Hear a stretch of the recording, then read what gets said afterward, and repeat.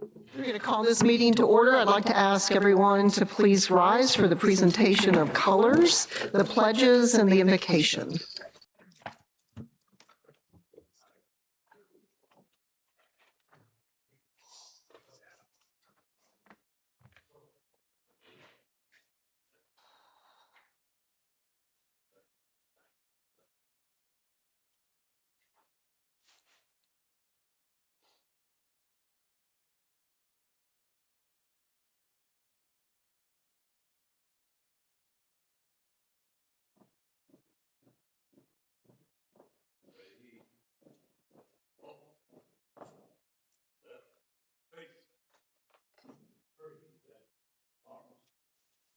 Please join me in the pledge of the U.S. flag.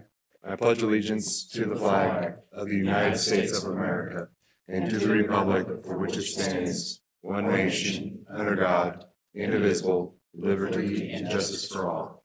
And now the Texas flag. Honor the Texas flag. I pledge allegiance to thee, Texas, one state, under God, one and indivisible.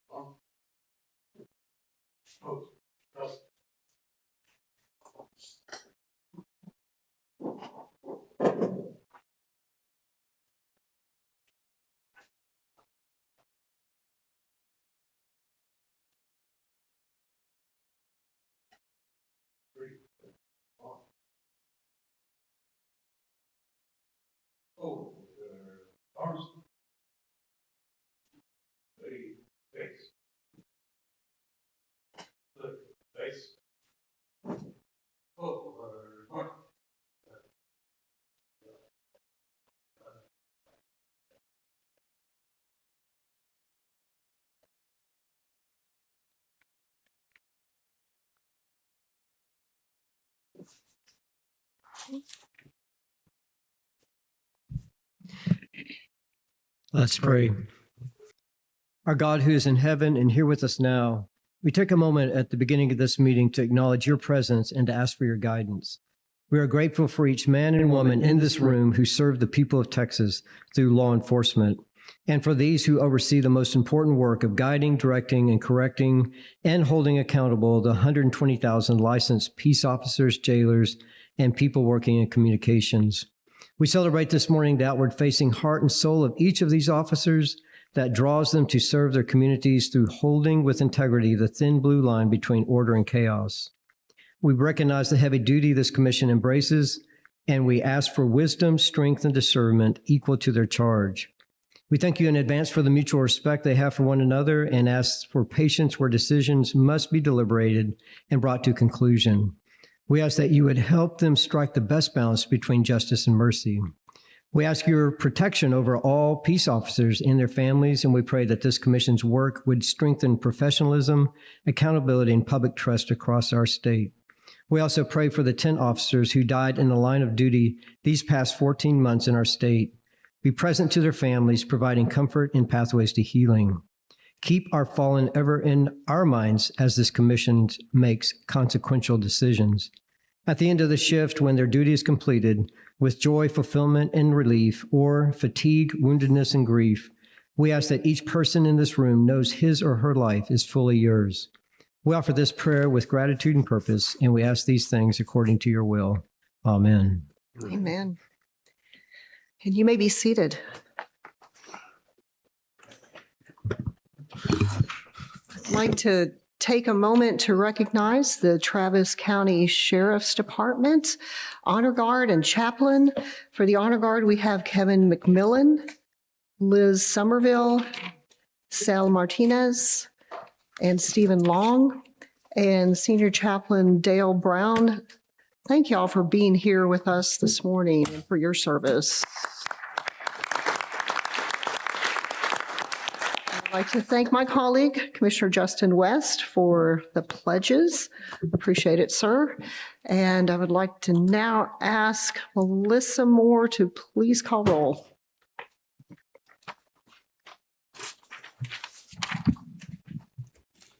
Commissioner Kim Lamo. Present. Commissioner Jason Hester. Here. Commissioner Justin West. Here. Commissioner Patricia Burris. Here. Commissioner Jana Atkins, Here. Commissioner Michael Griffiths, Here. Commissioner Justin Berry, Commissioner Connor Harvey, Here. and Commissioner Sergio Sines. Here. We have a quorum. We do. And our thoughts are with Justin Berry, who's under the weather today. But welcome, everyone. For those of you that are joining us here today in person, we appreciate you being here with us and for the opportunity to visit with you. For those of you that are joining us online, thank you. I'd like to take a moment to thank the University of Texas at Austin for hosting us, and specifically Chief Shane Streepy. We appreciate it. It's always wonderful to come back to the Pickle Center. And I'd also like to count our blessings for the gorgeous day. I can remember, 2 or 3 years ago, we had to cancel the February meeting because of ice. So to have 70 and 80 degree weather on February 12th, who would have thought? So appreciate that. So we are going to dive into the agenda here and move on to agenda item number 4, which is the approval of the minutes of the December 10th and 11th, 2025 commission meetings. Do we have a motion? I make a motion, but we need to amend the 11th one. It says Wednesday, but it needs to say Thursday. But I do make a motion to accept the minutes as amended. Who made that mistake? I overlooked it. Okay, we have a motion and we have a second. All those in favor say aye. Aye. Aye. Any opposed, same sign. Motion carries. We will now move on to agenda item number 5, which is to receive the reports from staff. And we will go first to our Executive Director, Greg Stevens. Good morning, sir, and how are you today? Thank you, ma'am. I'm doing great. I appreciate that. I'm not sure your mic is on, is it? Did it come on now? Is there it? Is that it? There we go. I think it's on now. There we go. Perfect. Madam Presiding Officer, Commissioners, good morning and thank you. I'll start off, and it's maybe a little further down in your copy of my report, but I always like to start off and introduce some of our new employees, our new hires with the commission. January was a very busy month. As you are aware, we were very fortunate out of the last legislative session to have been provided with a lot more resources for the important work that we do, primarily implementing some of our sunset legislation and other programs that we were tasked with through the not just the last legislative session, but ones prior to that. And so we have been spending a lot of our efforts over the last several months advertising and recruiting for positions. And we've had a steady pace on hiring. And in January, we hired a lot of new people for our licensed community and for the public. Coming onto the agency is not a short task from recruiting all the way through. And once we make a conditional offer, there's a very intensive background investigation, not just for the peace officers, but for everyone. Where they're going to go into the legal division, IT, credentialing. All of our civilians and all of the sworn officers have the same very intensive background investigation. So with that, I do have several new employees to introduce to you. First of which, and if those employees are here, if they could stand up, I would appreciate it. James Sullivan, he was previously with the Lubbock Police Department. He's going to be a sergeant investigator in our academies and training providers section. If you will remember with the new organizational chart, we did divide the agency into 2 separate divisions, one training and compliance, looking at agencies and minimum standards there. And then what TCOLE has struggled with because of capacity to focus on the training academies and the contracted training providers. We are standing up that division. We've done a lot of work towards that. So James Sullivan will be going over there.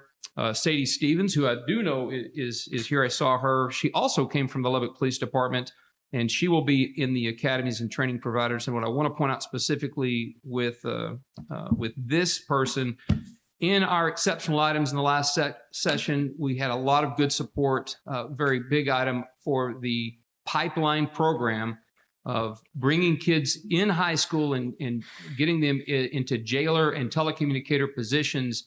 That's a big program, and Sadie Stevens is going to be heading up that program. She's here, I know, with us, and we are steadily recruiting for people to begin that program right now. We have some great applicants. I know they've conducted interviews, and we've got that well underway.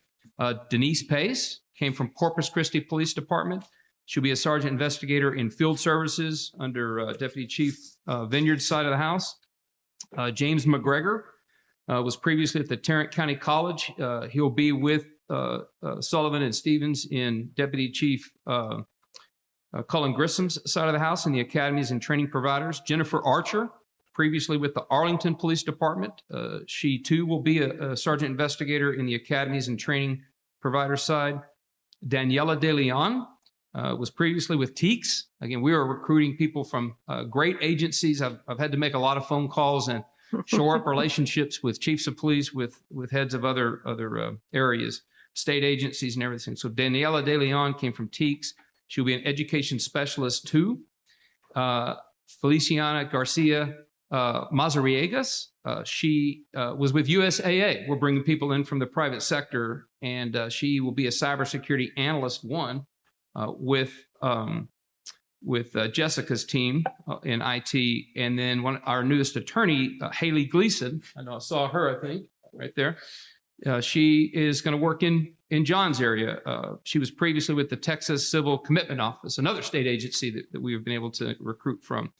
So we've got some really quality people that have just joined our team, and I'll move on down the road here. We have total allotted FTEs, 137 positions.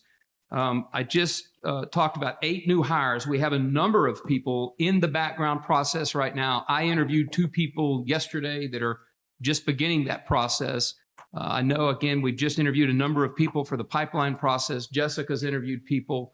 I think we've got another position. John is looking at opening up pretty soon. So we are underway trying to fill all of those positions. But as you've heard me say before, we are very meticulous, very careful.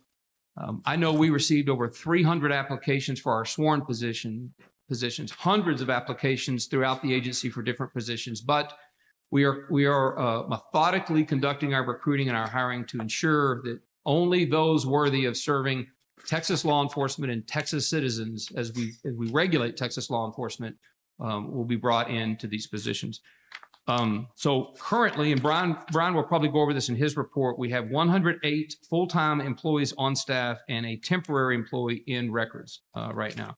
And you do have that organizational chart that I sent to you at the end of the month, and I think you also have it in your packets. I'll move on to the second item that I want to discuss is agency status. One of the big things that I know that came out of Sunset was the how to address and cope with and deal with and get our arms around the proliferation of law enforcement agencies across the state. Since December 1st, we have only opened 2 law enforcement agencies. One was an ISD police department, and the other was a police department, and that was a legislatively created police department, the Texas Education Agency. We have about 8 that are under panel review. You have that breakdown. And then we have 11 that are pending completion. We've denied 4 agencies since December 1st and 13 that we have removed from consideration because they haven't reached back out to us. They reached out to us with interest and they haven't taken any other action. So we've removed them from consideration. If they're interested in opening agency, they'll have to start again at square one. So we're being very methodical, and you have some of the breakdown in your copy of my report. I'll move on to the school marshal program. That is an item that we just about every year exceed funding for, simply because it is a program that is in high demand. Currently, we have 664 total school marshals in 122, I'll say jurisdictions, but participating districts and colleges. Right now, we've scheduled 16 renewal classes, 6 basic classes for FY26, and we have 198 renewal registrations. And you can look down the numbers there. That is, we are leaning hard into the school marshal program and building it up. We have some great ideas that we've talked about in-house that we intend to hopefully present to you, perhaps. I want to be cautious in case we don't have it ready, but we're hoping to present to you in a workshop at the next meeting in April of how we're going to look at leaning hard into the school marshal program. We think it is the right option for many school districts, and certainly a hybrid model to help law enforcement agencies in the school districts. And then finally on the school marshal program, train the trainer classes, we have scheduled 10 students to support the training provider staff turnover and for succession planning. And then our outreach efforts, as you guys know, I think one of the reasons that we TCOLE are doing really good things and are excelling is really a strong outreach program. We're not just me getting in front of our licensees and in front of the agencies, but all of the staff, from the field service agents to the enforcement team, the other directors. And you have a quick breakdown of that since November 21st until January 31st. You can look at the numbers. We try to capture that, about 541 licensees or people that we've gotten in front of from the Tacupa conference, the FBI NAA regional meeting. I attended the Texas Police Chiefs Association Executive Board meeting, Capital Area Law Enforcement Executive Association, and the University of Texas PD Award ceremony here locally, that we were able to go and interact with our licensees and network, but also answer questions and get feedback from the field is a very important thing. And I'll offer to you that is a very conservative number, that 541. I think we have a lot more. It's just difficult to capture every time a field service agent goes and sits down and talks with folks. We have those numbers captured elsewhere. And then I want to close my report to tee up something that Jessica is going to talk about that we have been working on with you all. If you'll recall, back last year in a workshop, we talked about pay statuses and how we would begin to deal with sort of the reserve officer program that where we have officers out working a number of counties away, hundreds of miles away from the agency in which they're appointed, but they're in a reserve status. And the first step in that is looking at our own records and sort of cleaning up some of that. And Jessica will describe to you how we are going to do that, starting with the pay statuses, because right now there's a number of ways when an agency appoints a peace officer and how we capture that appointment on the L1 in terms of the pay status, full-time, part-time, or reserve. But we have a history of records that show some show null, some show not full-time. There's a number of things in there, and they become sort of meaningless if we don't have those defined. So you all recall that first thing we did was we set those definitions, and we started that process about a year ago, a little more than a year ago. You've passed a rule that codified the definition of a full-time, part-time, and reserve officer, and we are continuing that process going.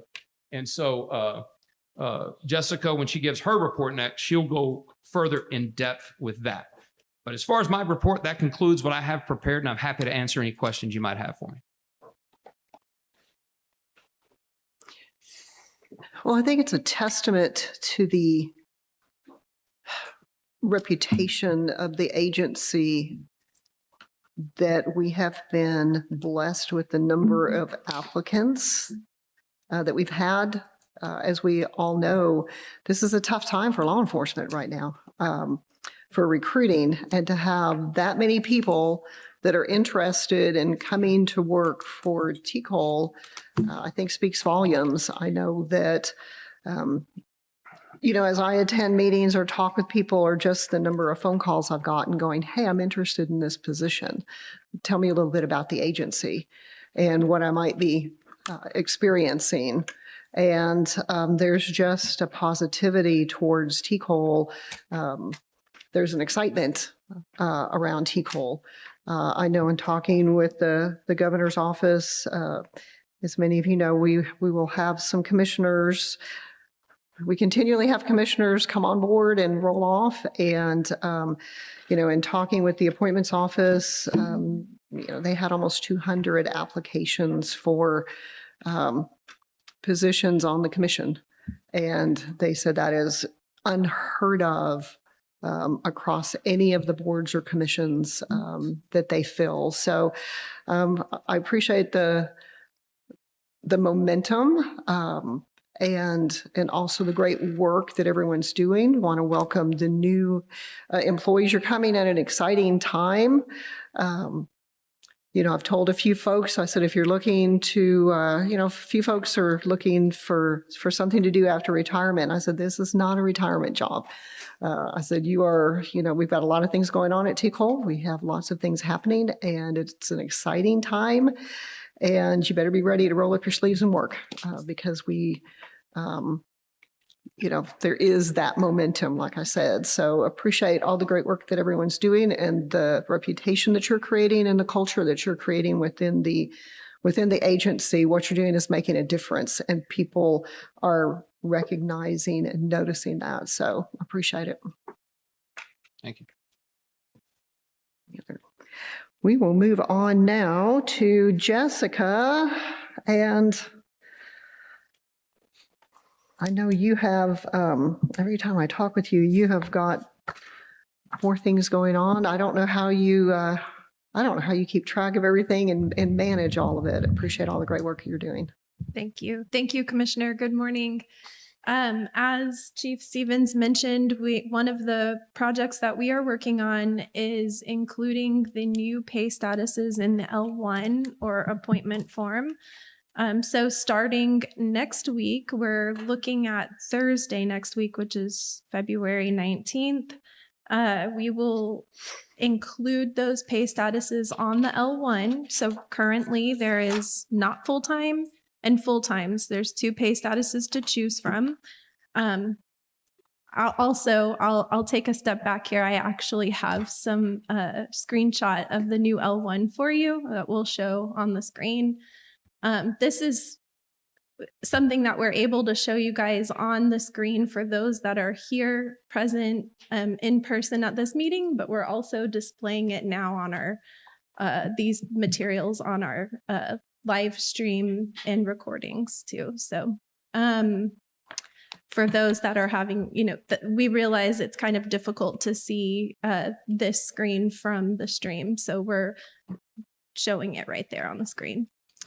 The L1 is the appointment form. The 3 pay statuses that are now going to be available for agencies to select are full-time, part-time, and reserve. Now, reserve is restricted to particular agencies that are by statute, by law, able to hire reserves. So if they are not, then the reserve option will not be available in the drop-down list.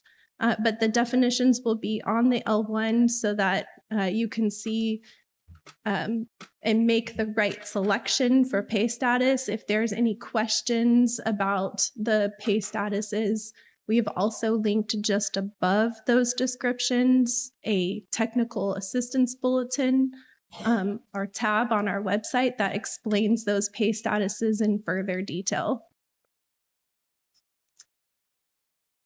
The next form that we're changing to accompany this process is the change in pay status form.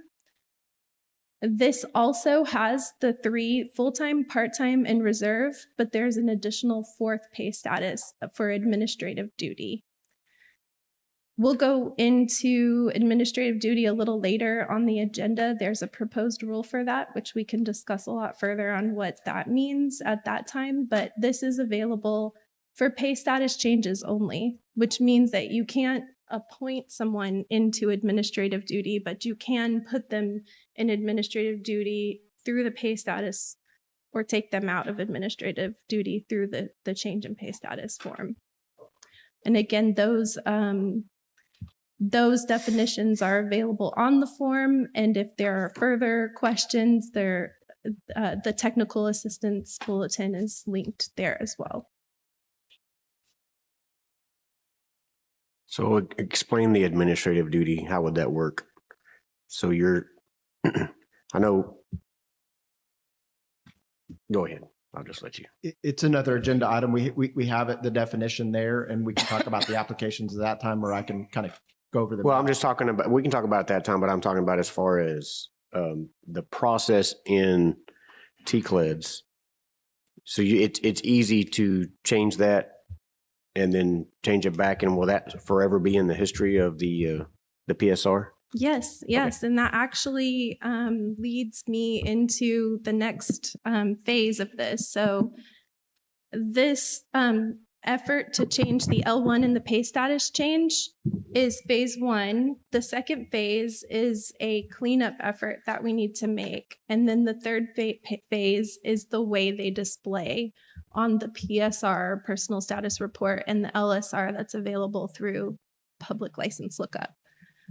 So right now, phase two, we're looking at April to bring to the commission meeting in April a timeline and more details about how the cleanup effort is going to work. But as Chief Stevens mentioned, there are lots of different pay statuses in historical records because those have evolved over time.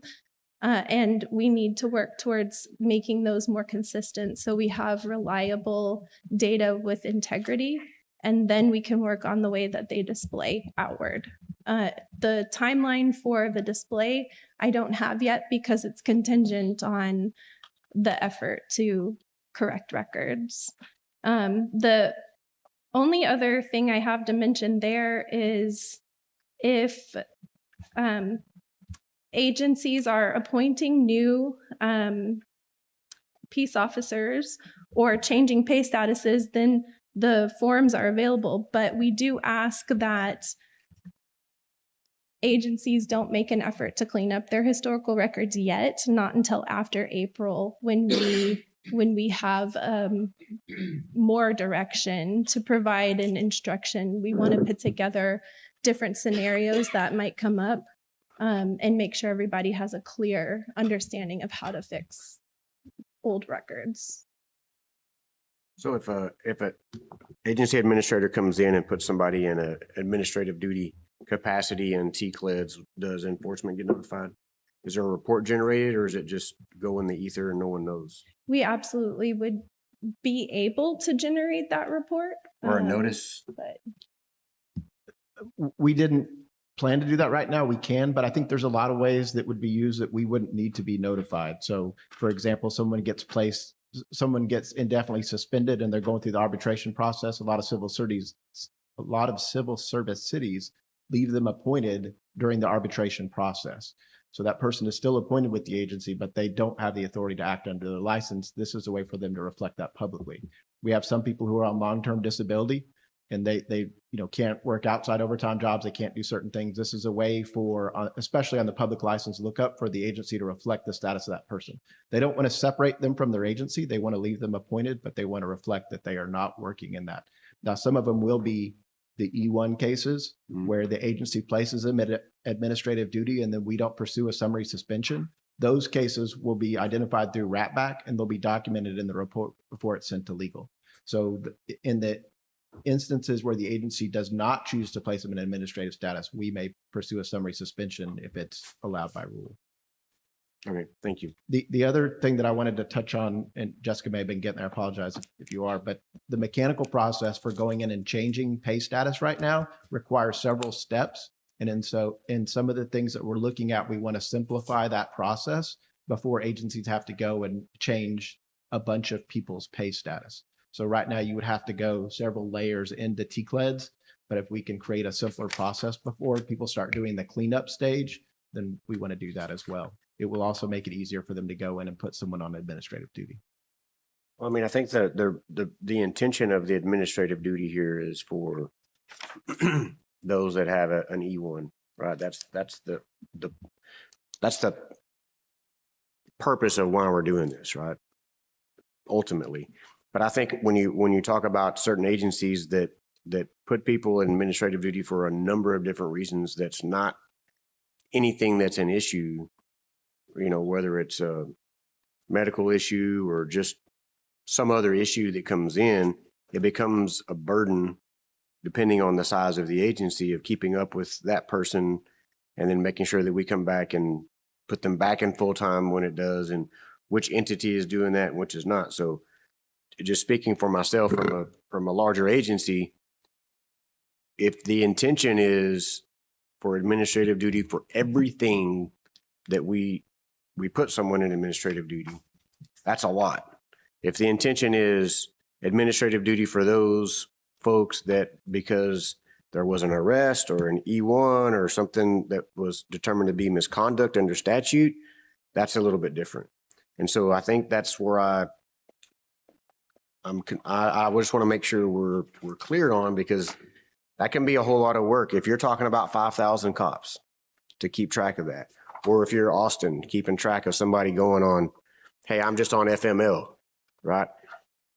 Whatever, and I'm on an administrative, I got injured in the line of duty and blew out my knee and now I'm at home. You're telling me we have to go in and do an administrative duty? Because that's what I heard. So I just No. want to make sure. You have the ability to, if you wish to accurately reflect their status externally. But you're kind of getting ahead of us. I think in the next meeting, we'll propose a rule that obligates the chief administrator to keep pay status updated. So if someone moves to a reserve capacity, you will need to update them. Administrative status, Oh, yeah. I don't believe will be an obligation, except in cases where they would be prohibited by rule or law from acting under authority of their appointment. So the E1 cases that you're referring to. And even then, not all E1 cases would require reporting, only if you must put them in administrative duty status. So I think the obligation there will be very limited to the situations you're talking about, but you could still use that tool. For example, some chief administrators want to make sure while someone's on light duty that they're not working outside overtime jobs, and they want roll call to be able to see that. They can do that if they want to, but they're not going to be obligated by rule to move that person in that situation. Okay. We do know that a lot of security management companies and things like that, they now are relying on the public license lookup and things like that to know if a person is licensed and is appointed, and therefore they have police powers. And so this is a way for that chief administrator to reflect that. Again, if they so choose it for some things like what you're talking about, or I think at some point, again, for E1 cases in particular, but other instances as we go down the path, might be required to reflect that, so that in that outward looking database, it definitively shows this person does not right now have police powers from the agency. Yeah, and I understand that the portion on the security guard, right, where the companies are looking at this, because the only way you're exempt from the Private Security Act for licensing purposes is if it's full-time. Any other designation in there is a violation of the Private Security Act and a Class B misdemeanor. That's correct. And that this will help further that to prevent people from engaging in what would be criminal behavior. Yeah. All right. Thank you. Yes. Good work. And I will also emphasize that as part of phase 2, the cleanup effort, we are considering the fact that large agencies will need a special process. And so we're willing to work individually with large agencies to help with records. Thank you. Another phase of that, which leads me into my next item on my report, is a new assignment status manager dashboard in TCOLE. This is one step towards putting things like pay status and assignments in front of agencies in a different way than we have historically shown them in TCOLE. And so what this does is this puts us a step closer to our record repository confidential database project with Otter. We are going to need to lock down permissions to that system by assigning certain roles, certain assignments to officers that do background investigations and to those in the agency that upload files.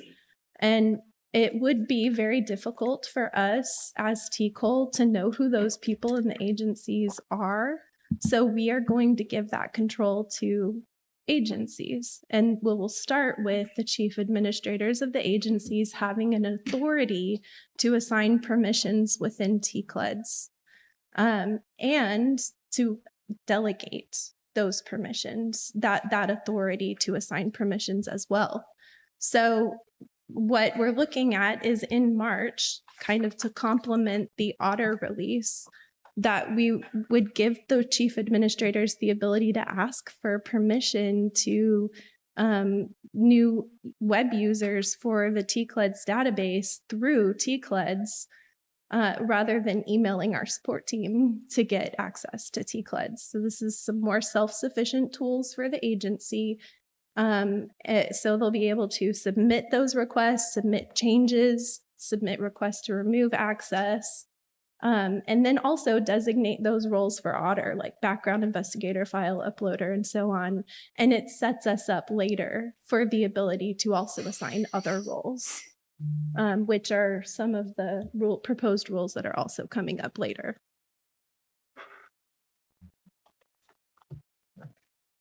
Well, I like the where you're going. I really do. I think it's been a long time coming, and I'm pretty sure in the back there we'll like the phone calls go down back there.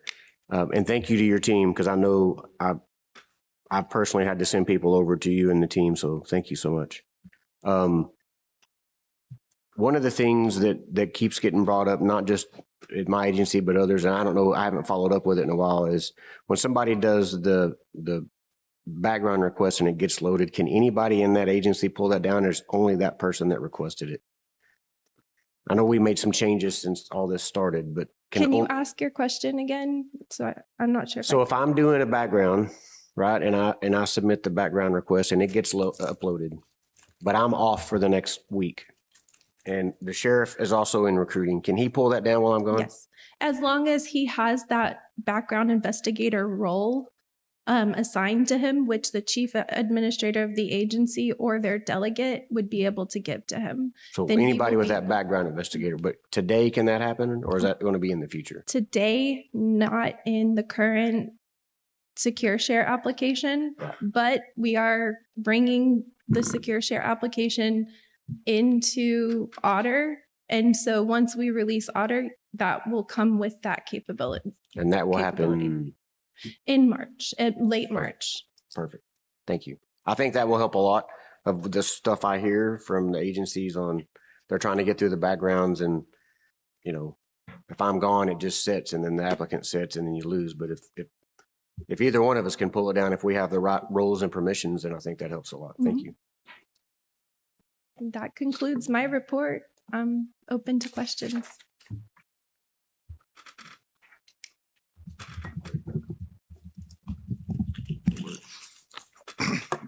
You just can't take off anymore. All right. We got to stay there all day. Okay. Any other questions for Jessica? Okay, we'll move on to Deputy Chief Colin Grissom, who will talk with us about licensing and education. Good morning, Chief, Commissioners. Executive Director Stevens stole a lot of what I would have talked about in his report.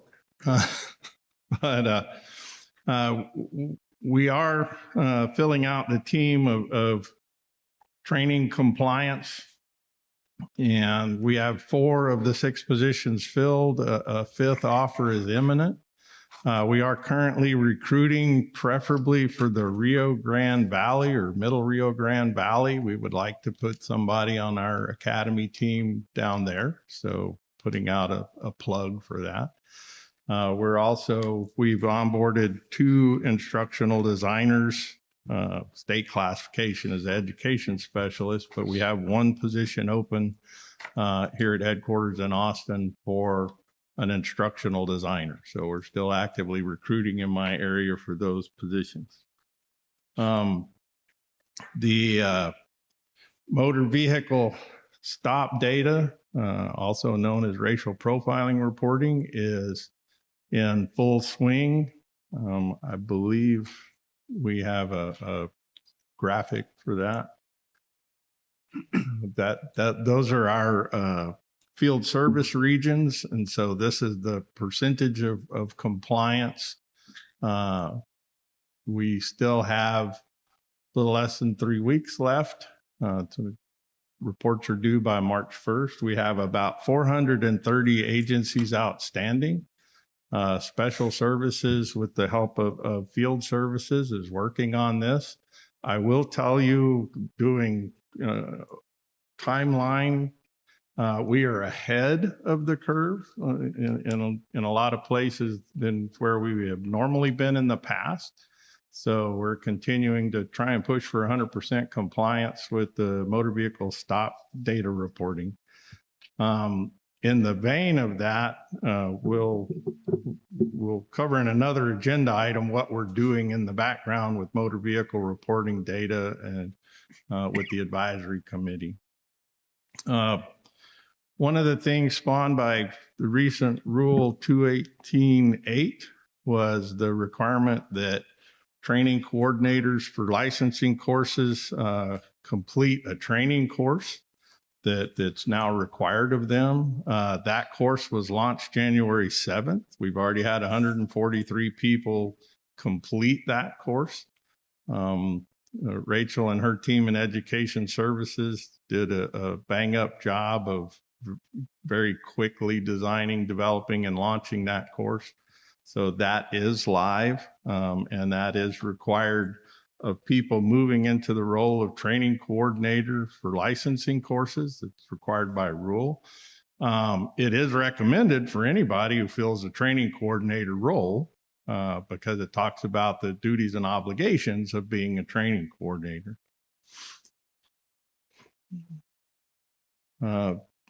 Also, with the Education Services team, we've got Rachel and two of her designers are still doing the analysis, analyzing the job task analysis to crosswalk that to what the BPO or the basic peace officer course currently has in terms of content.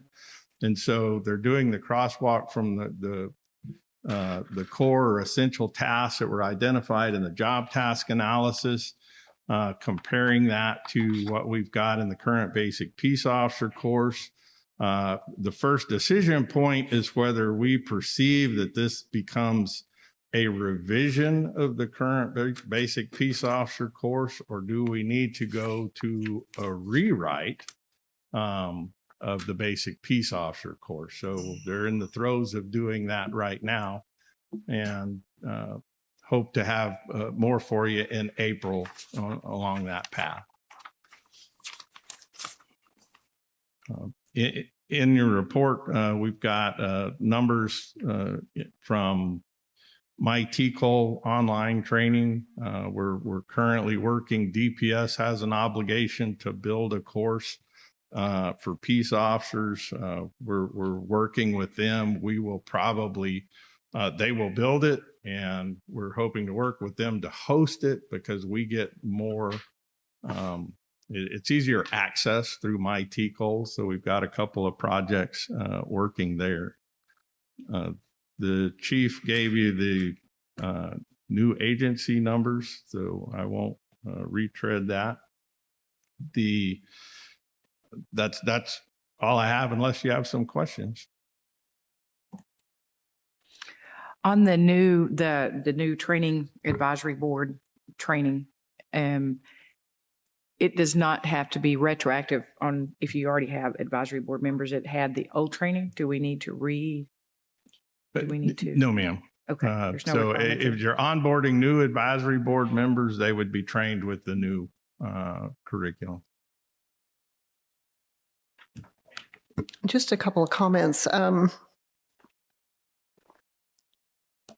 Colin, in your report, I know we very much appreciate the collaboration and the working together. I mean, you hear that throughout all of your reports, but you had a couple of examples of that. And, you know, another compliment for you all. And Jessica, you seem to exude this probably in much of your reporting out, but the assessment and initiative that you all take in looking ahead and anticipating problems and issues and needs is very, very much appreciated. And again, it's very recognized. I've gotten several compliments from people in the profession that, I was at a meeting last month, and it was just out of the clear blue. It was just, they're really thinking ahead of some of the things that, that we may need or how we might use a system, and it's really helpful.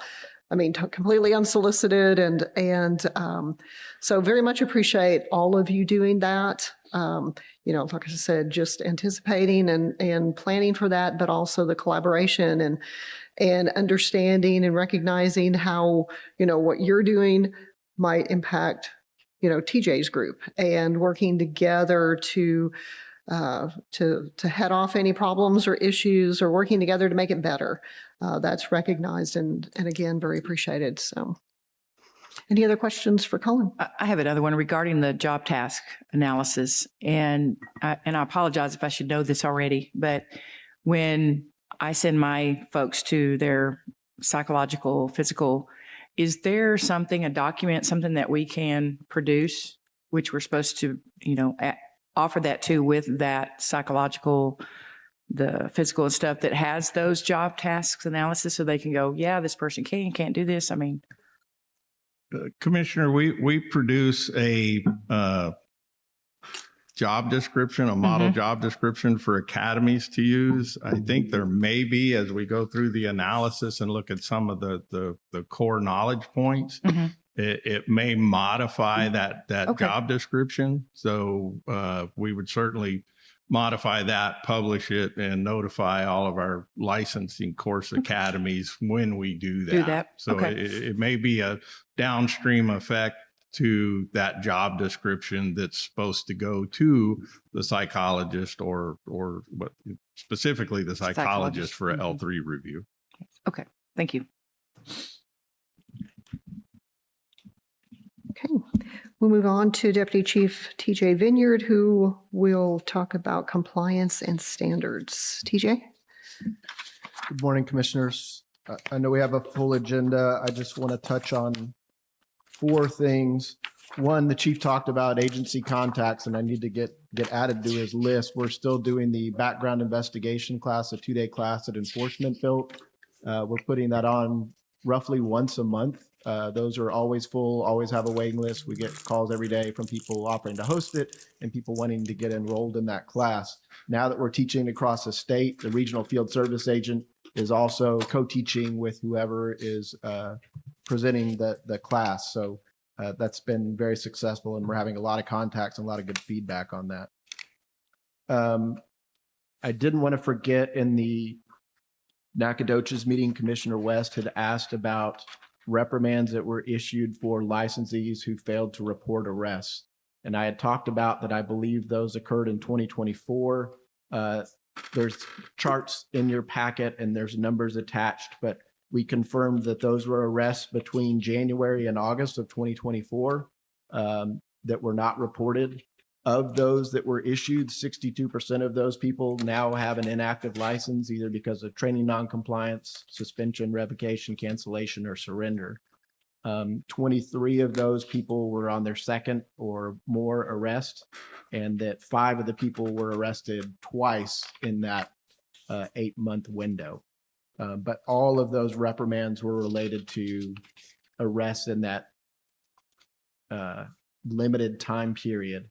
August is the cutoff because there was a proposed rule change, and as soon as that was voted on, we stopped. Even though the rule didn't change for months after that, we stopped in anticipation of the rule changing, and no more reprimands were issued. So that covers the period for those.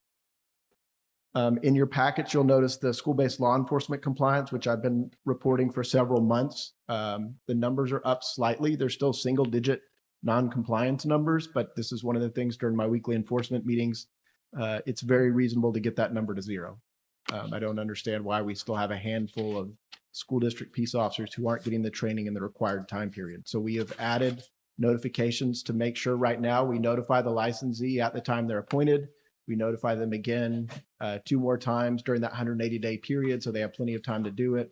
We're now notifying the chief administrator as well. Although a lot of them know, there are some of the smaller school district agencies where the chief administrators may not be clear on the rules, so we're making sure that they get notified at the start of the process as well. I did get a lot of calls back when we first started doing that, and we're walking them through how to run the TCOLE report themselves to make sure that those few that are not getting it done in 180 days don't continue to be a problem. And then the last thing I wanted to touch on was Target 100. I hope by the April meeting, we'll have pretty firm numbers for the last training unit and cycle. If you remember, we started with, I think, 860 something cases. That's down to 570. So that means late F5s, late rosters. There were other ways that we're able to resolve those. Some of them were medical or military waivers, but we reduced that substantially. We've already issued 305 reprimands. Those are in your packet. So those cases have been fully resolved. Those people are now in compliance and received a reprimand in lieu of suspension because they did that.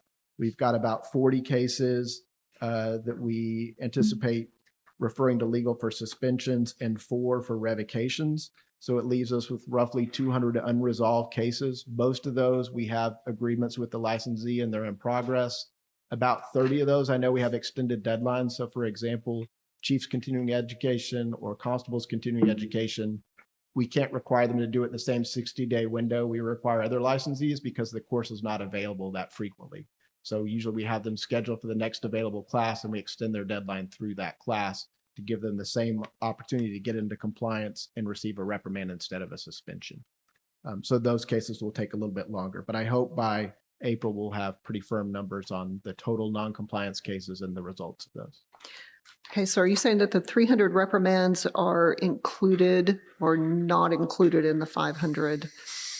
Right. Of those, roughly half of those 570 they've completed the training Okay, within the agreed period. And so instead of getting a suspension, they only get a reprimand. okay, And the gotcha. reprimands have been issued.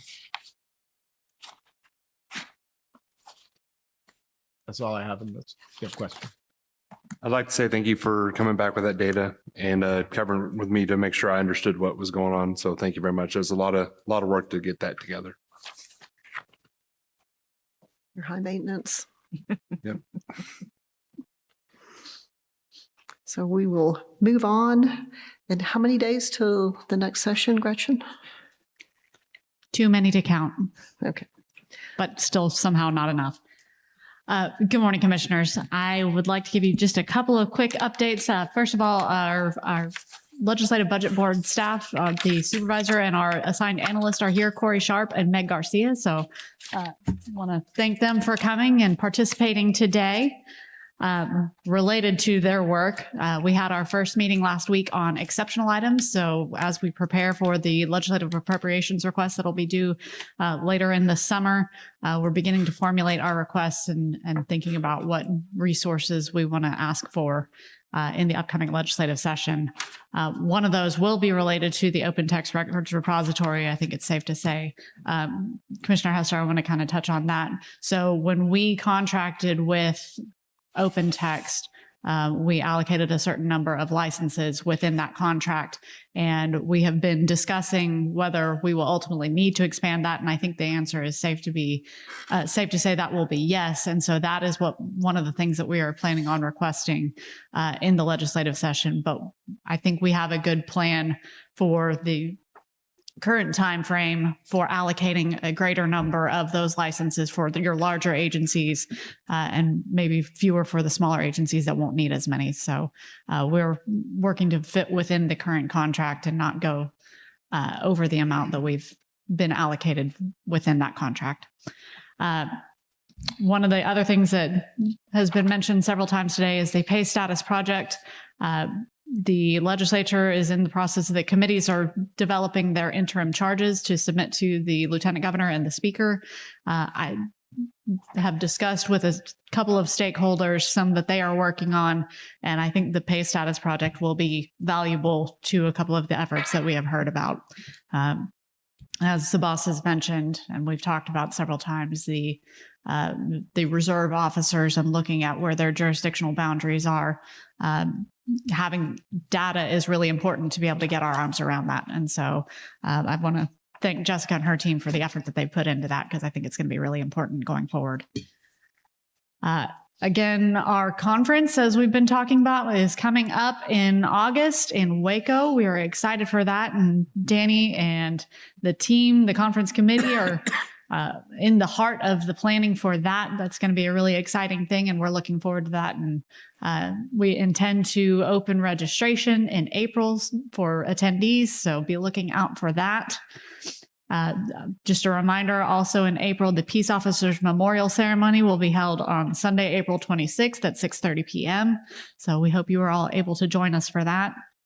And of course, the Achievement Awards we are planning for June 26th, the Friday after that commission meeting at the Capitol. So we're excited for that. You'll see in your notebook, we more than doubled the number of agencies that had submitted nominations this time around. And I think that's a testament to the work that Danny and Cade and our social media efforts had put out. So we're very excited for that. I think we've got some great nominations that we look forward to recognizing in June. Continuing on with the communications efforts, I know I had mentioned in the last meeting, and you've hopefully seen them. We've begun launching the Ask TCOLE series on our social media pages. We started with a video of Chief Stevens recognizing the 60th anniversary of TCOLE and looking forward to what 2026 has to bring. We had another one launched, I believe it was last week or earlier this week, where Rachel Reinhardt, the Education Services Supervisor, talked about an upcoming training requirement for jailers in interacting with veterans in the jail setting. So we're going to continue on about once a month, putting those Ask TCOLE videos out. We've got some great ideas and look forward to just continuing to professionalize our social media and our video editing capabilities. So it's a pretty exciting time. Finally, I want to mention, as Chief Stevens talked about, the hiring process. We do, in fact, have one open position for a records analyst that is in background right now, which is exciting. And we have stolen an internal candidate that will be starting in the records section next week. So thank you to TJ, and sorry, but we are stealing someone from enforcement. That concludes my remarks unless you have any questions. So Chief Stevens, we have theft occurring within the agency. Is that what I'm hearing? Would we call that embezzlement? Steal from each other. But you know, it's as we've grown larger, the nice thing about it is it does provide opportunities for staff to move around and learn more about the agency, but also it provides some promotional opportunities. So I think that's a good thing. Yes, ma'am. As we focus on that, on recruiting and bringing great people in, we are also focusing on retention, on keeping the great people that we do bring into the agency, and having the opportunity to advance in your career with TCOLE is very important. And so we're looking for ways to do just that as well. So, Gretchen, I had somebody reach out to me the other day. I'm going to have to remember who it is. Hopefully I wrote it down. That wanted to, that was interested in being on the awards committee. Is that you or Danny? Either of us would be happy to take that information. Okay. When I get back to the office, I will look through my notes. Any questions, comments? I'm curious about analytics. Are we going to start seeing that for our social media to show that we're growing and improving? Absolutely. You will see some of our following analytics for the followers that we've got in your packet under the commission data tab, but we're happy to also include some engagement information. Thank you.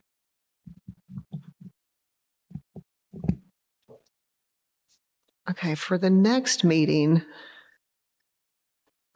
let's flip the order of the reports, because poor Brian ends up being the last person to give the report each time. So you're going to get to go first next time, Brian. But I have to admit, his report's always good. So that may be the thing we need to end on. That's true. That's true. That's a great point. Good morning, Commissioners. Thank you for the opportunity to provide you an update on our financial position. In your notebook, you have the familiar report with our expenditures and revenue. As we're ending the second quarter of the fiscal year, our financial position remains strong and stable. With that foundation in place, I'd like to highlight several recent accomplishments and key initiatives that we're working on. In HR operations, we continue, as the executive director said, to build capacity and leverage additional resources to meet our expanding responsibilities. Since the start of the fiscal year, we've successfully hired 23 new employees. We currently have 11 active job openings, which cover 14 positions. And in addition to that, we have 14 candidates who are in the background investigation phase. For financial operations, since our last meeting, the finance team has been working with Weaver on an audit of budget and planning processes. We anticipate that audit report to be presented to you by them next commission meeting in San Antonio. Additional efforts, finance itself as well as other divisions have been interviewing for key finance and HR positions, submitting required financial reports, and completing vehicle procurement and fulfillment. Our immediate focus is on the successful integration of new team members across the agency. But looking ahead, we have several major initiatives that were kind of hinted at earlier. We have a base reconciliation process and a space utilization assessment coming up in April. We have a strategic plan and a workforce plan coming up in May. And as mentioned earlier, this summer, we'll be rolling into the legislative appropriation request process, probably late July, early August is when that would be due. So we're, as Director Grigsby mentioned earlier, we have begun that process of the LAR exceptional items. And with that, I'd be happy to answer any questions you may have.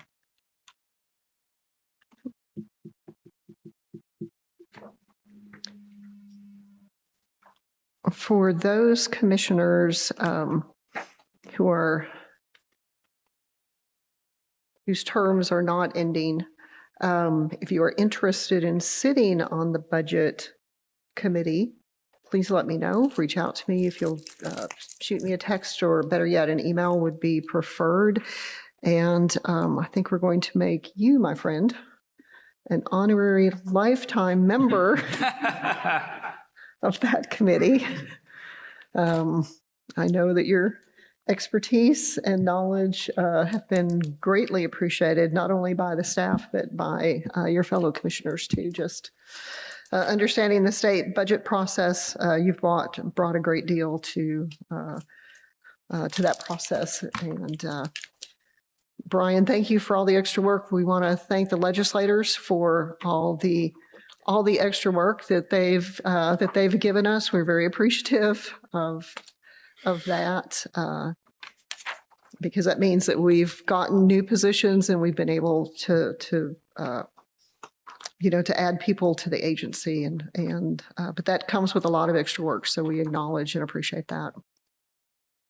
Okay.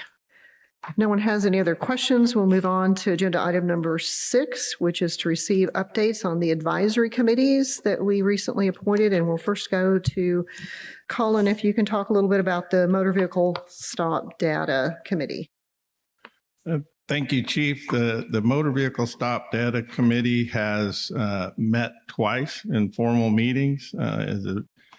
Just as a reminder, the committee is chaired by Nathan Anderson of Rockport and Melissa Cummins of the Houston Police Department. We're lucky to have a very diverse group. One of the things when the group starts talking is we see the variance across the agencies when they talk about how things are captured and how things are reported. So just the assembly of the group has pointed out not necessarily flaws, but different interpretations of the same thing. So the bulk of what the committee has been working on is definitions.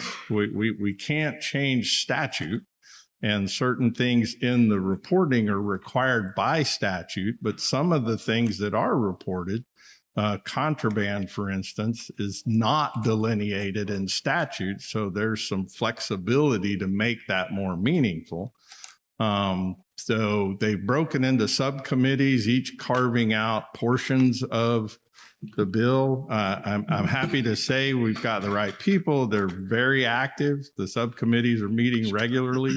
I think it will be valuable. It'll allow us to build a training component. It'll allow us, once we're looking at a kind of a definition dictionary concept, if you will, so that agencies can use it to train their employees and capturing the data, and we can normalize some of the data. We've got, for instance, a professional higher ed researcher who's done work in that area, and he's been very helpful at kind of saying, here's what we need on the back end from this data to make it useful. And so I think the process is going well. We have very active committee members, so we'll have more at the April meeting. I think we'll start to see some output that we'll be sharing. Yeah, Cullen, would you, for the audience, would you talk a little bit about the timeline? I get a lot of questions about the timeline. Our target timeline is any changes we need to make or anticipate making to the system need to be done by June, so that we can arm both the agencies and ultimately the subcontractors or the companies that provide the record management systems, the ticket writers, if you will, because we have to arm them so they can build or modify their processes by January 1 of 27 to start collecting data January 1. And so the report will actually be January 28 with calendar year 27 data. So we have to back out at least 6 months to give the changes made for implementation January 1 of 27. Yeah, I know that that's a concern, and just from the questions that I'm getting, my sense is a growing concern, especially, first it started out, I think, with the larger agencies, but actually I'm getting a lot of comments from across the board, regardless of the size of the agency, that 6 months is not enough time to work with their RMS vendors to make the changes. So can you speak to that a little bit, and what options in the timeline that we're looking at? Because we're slave to years, if June is not soon enough, that would actually push us to data capture in calendar year 2028 would be the change, and reporting would ultimately be in 29. And I'll point out, ma'am, it is a self-imposed deadline. We aren't, there's nothing about this that's legislatively mandated or anything. Excuse me. It is our effort to better the system, to make it more usable. And also, we know that each session not about each, but quite often there are new bills filed. There is an effort, I think, by a lot of legislators and by a lot of agencies to improve the system. And so we're trying to be proactive and take that task on. We would love to have it by this date, and so that it is a self-imposed deadline for the reasons Cullen pointed out, but also so that we can be good resource witnesses to the legislature during the next session. But again, if it doesn't provide ample time for either the agencies and we do realize, excuse me, I'm sorry, for the technology to be there, for the vendors, few agencies, even small ones, they're not tick marking anymore. They're counting it from the ticket writers or from their CAD system or from their RMS system. We recognize that. And so if it's too compressed of a window, again, we are discussing that. We face those, in our IT division, sometimes we look at stuff and we know, hey, it can't be done by this. It just can't be done. So we have to push that out. And so we're cognizant of that. And we've talked about that with the committee, that we need to push out, but everybody does know that they're all cognizant that is a calendar year count. And so it does move forward. But to your point, if it becomes too compressed, as early as possible, we'll make clear that, hey, the 2027 data will have to remain under what we're doing now. We'll move out to the 2028 data to be reported in 2029. One addition to that, the committee is actually trying to hold itself to not modifying the collection and Yes. defining things. So I think one of the more powerful things the committee's doing is if with the current system, we can coalesce around common definitions so that everybody's reporting the same thing in the current system, as opposed to the diversity across agencies. And I could give examples if needed, but I think just those definitions get us to better data, even if we don't change the system drastically. Correct. And so we're trying, and the committee is very cognizant of that. They're trying not to change. And if there are changes, they would be subtle, and hopefully it would not be a big burden if we got it done. But again, a lot of it is legislatively mandated. You must ask these things this way.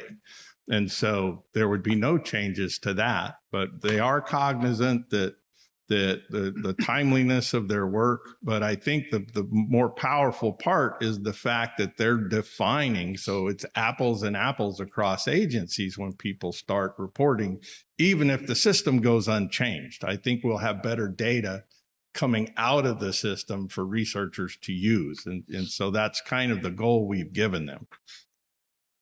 Absolutely.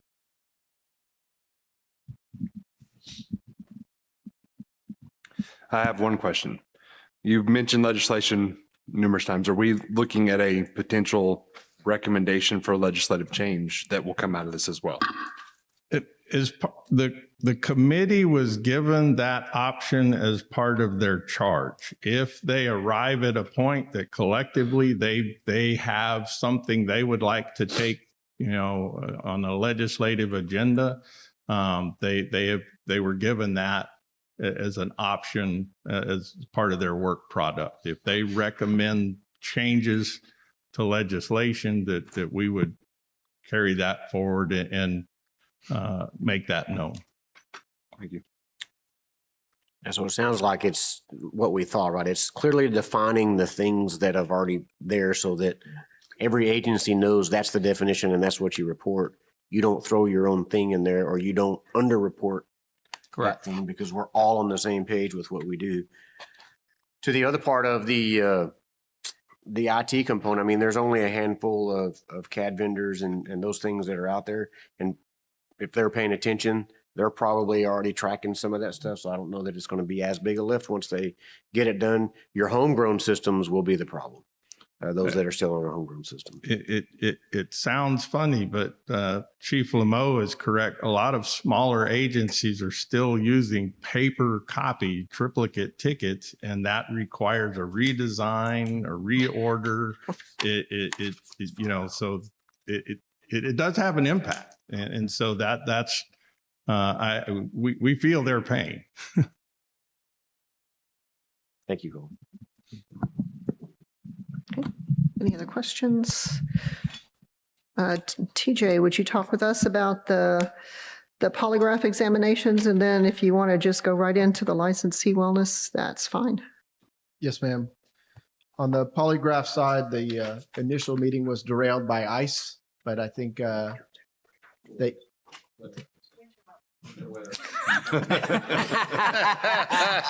Who's on this committee? Good point. Us. But they did reconvene as soon as we were, able to post it, hold the meeting. They've broken into 4 subcommittees, which are going to start having meetings, one around curriculum and testing, one around who can provide the training, one on continuing education requirement, and then one on who is eligible to get a certificate. So the subcommittees are going to start meeting. They have their next full group meeting scheduled for the middle of March. They're moving forward. I think Aaron and I have agreed to start drafting some rule options for them as far as how agencies will be impacted by the use of those certified polygraph examiners. The second one I have on here is the licensee wellness. That group has not met in a while. I did talk with Chief Deputy Jackson recently about a couple things. One is I want to make sure that group has a chance to meet and make recommendations before our next conference.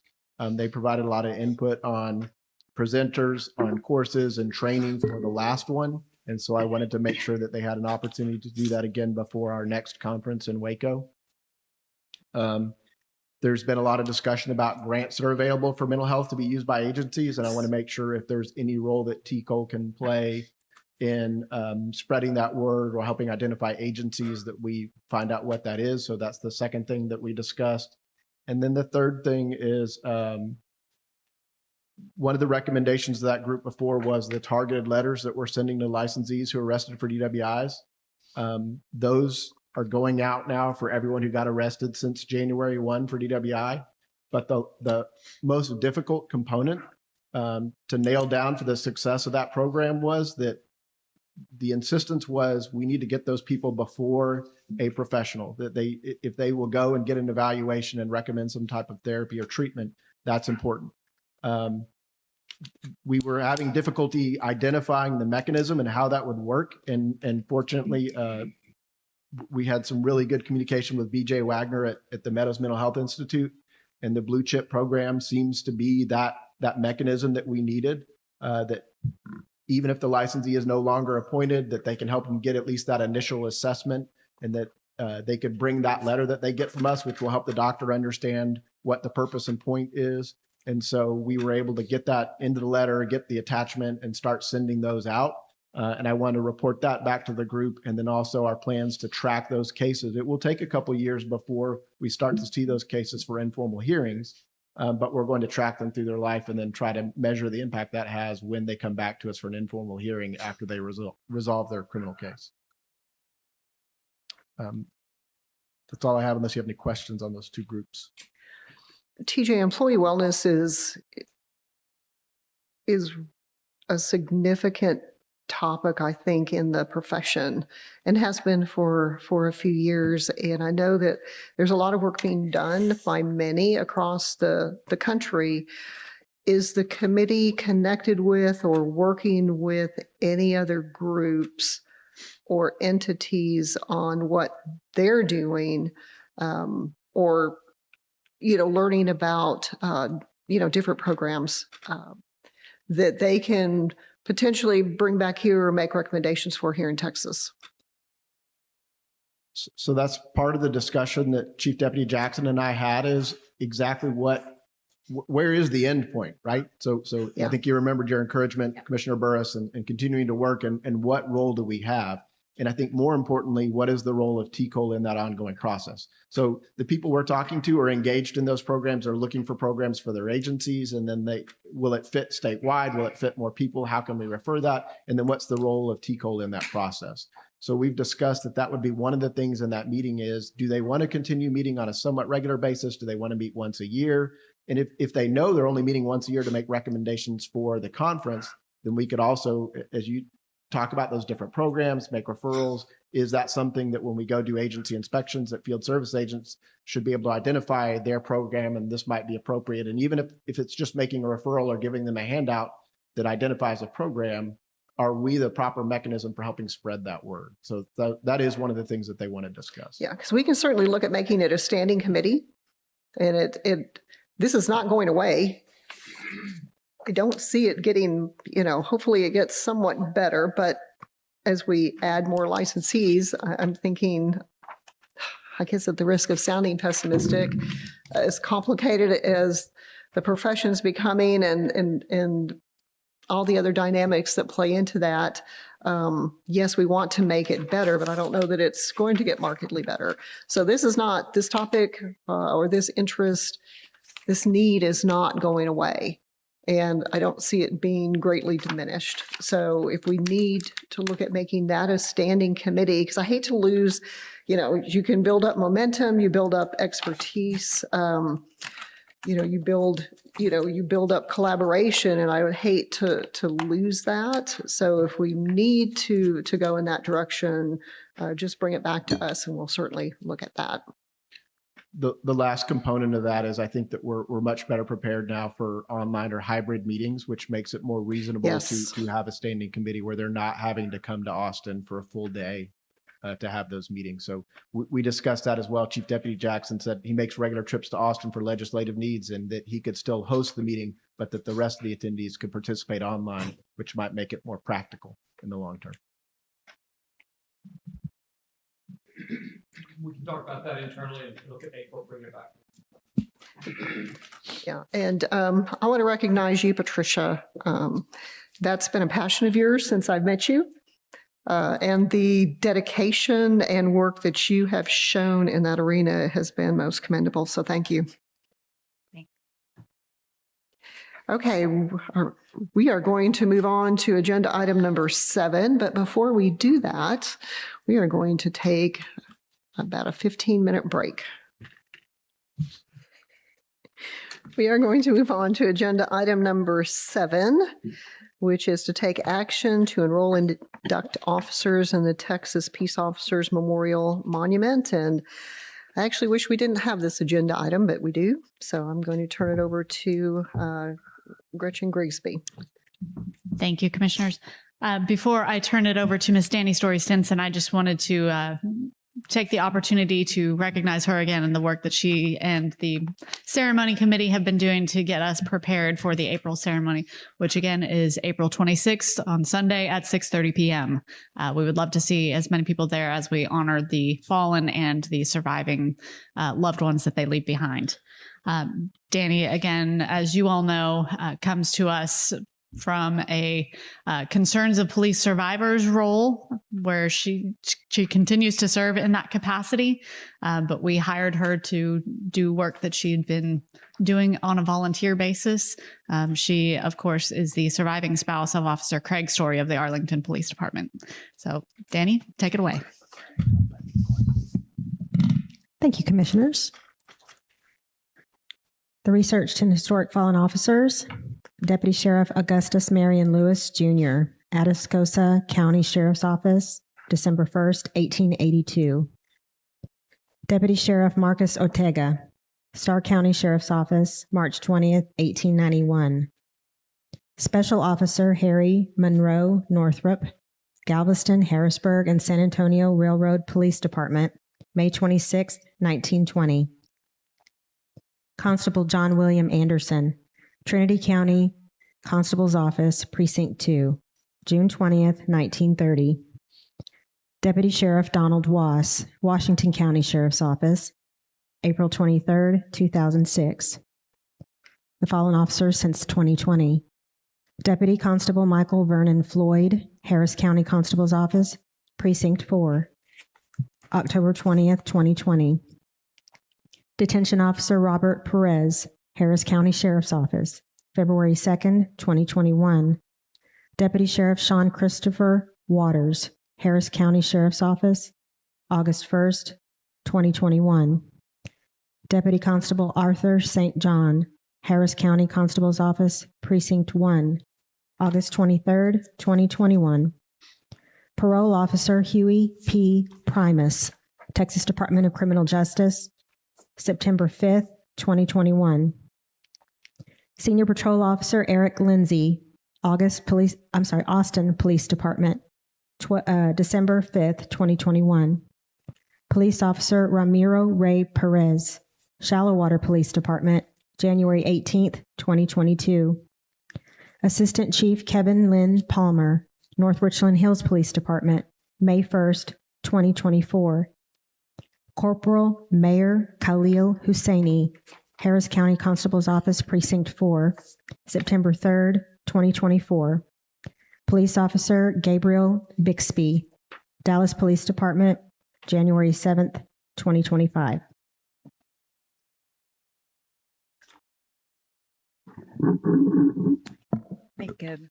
Do we have a motion? Yeah, I'll make a motion to enroll and induct the officers as read into the record into the Texas Peace Officers Memorial Monument. Second. We have a motion and we have a second. All those in favor say aye. Aye. Any opposed, same sign. Motion passes. Ladies and gentlemen, I'd like to ask for a moment of silence to recognize and show respect for the service.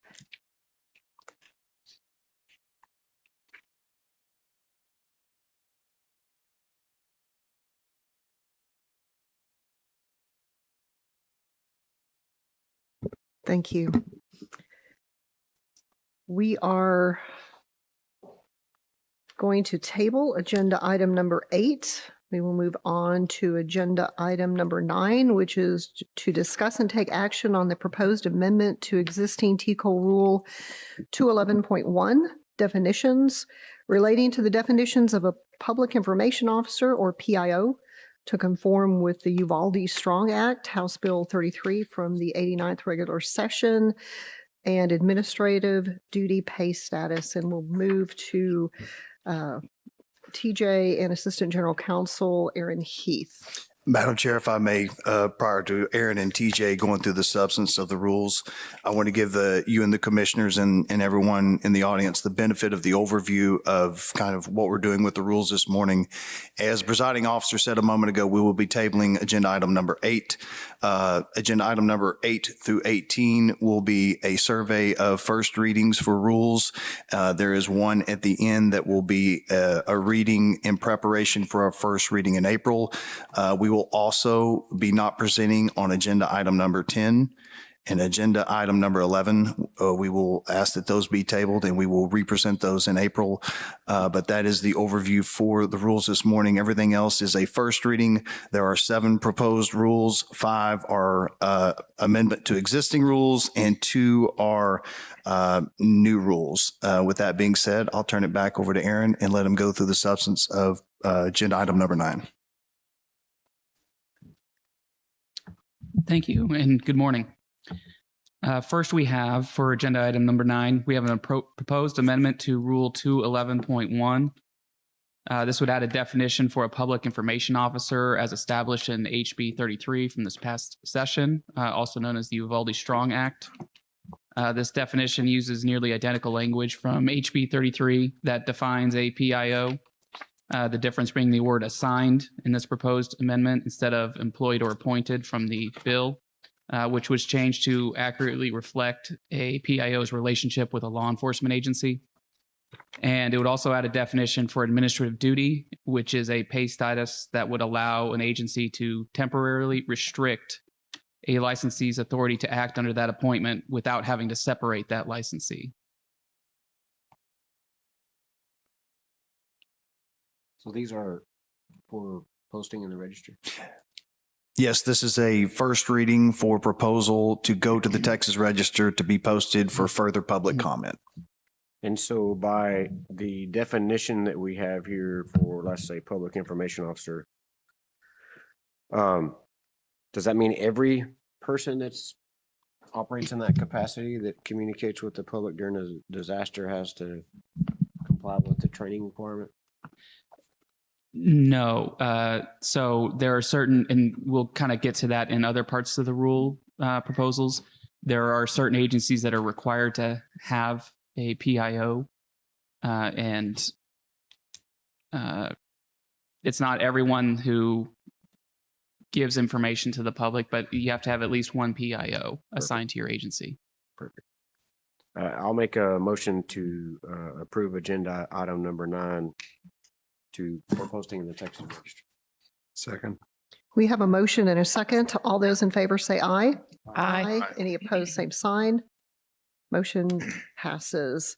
As John said, we are tabling agenda items number 10 and 11, so we'll move to agenda item number 12, which is to discuss and take action on the proposed amendment to existing TCOLE Rule 217.1, minimum standards for enrollment and initial licensure relating to the 180-day provisional license for out-of-state military or military spouses to conform with Senate Bill 1818 from the 89th regular session as implemented in the Texas Occupations Code 55.004-0041. Colin. Commissioners, there were 2 bills came out of the last legislative session that relate to military members and or their spouses when they're sent to Texas to serve. And the crux of them is that if they have a valid occupational license in another state, that Texas would recognize that and issue a provisional license, presuming they meet minimum requirements, but not necessarily all the training. So it mirrors our current provisional license section. So this brings us in compliance. The bills didn't modify 1701 of the occupations code specifically. It went forward in the occupations code and modified it modified requirements for any state agency that provides an occupational license. And so we are coming into compliance with that Senate Bill 1818.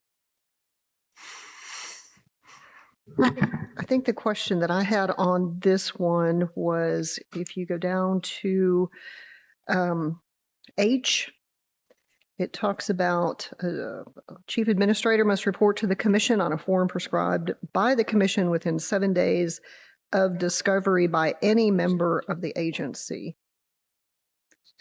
Oh, I'm sorry. I am on the wrong. I flipped 2 pages instead of 1. I'll save that for agenda item number 10. Thank you.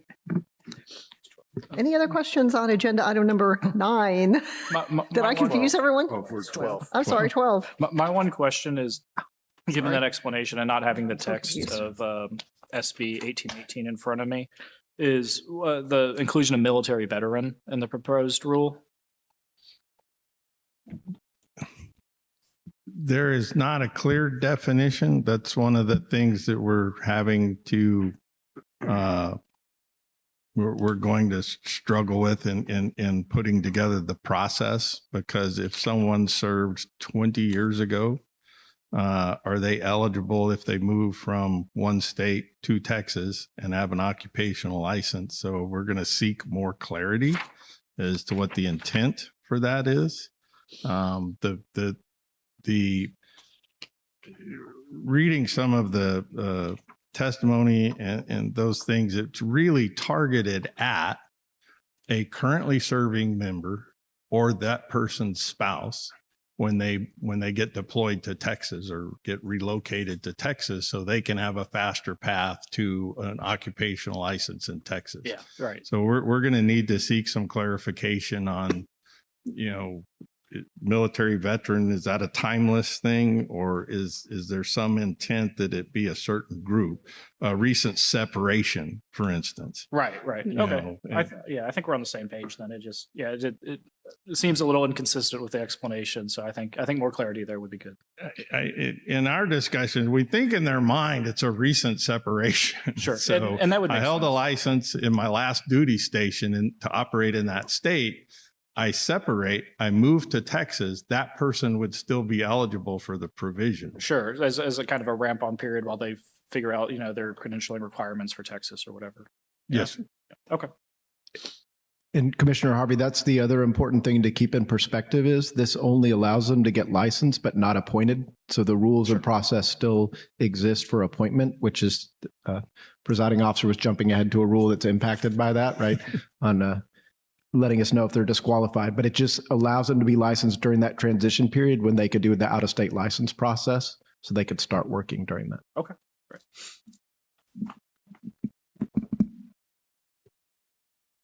Make a motion to approve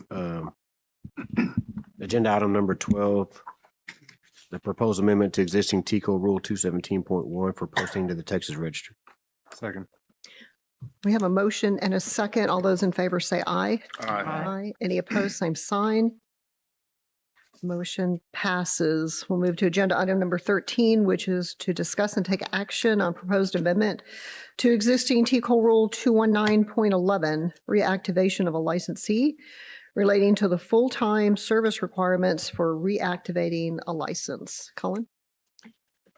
Commissioners, we've had the commission has had a long-standing practice that when looking at reactivating a license that has gone inactive because the person's been out of the industry, failed to maintain the continuing ed requirements, that's an automated process where their license goes inactive.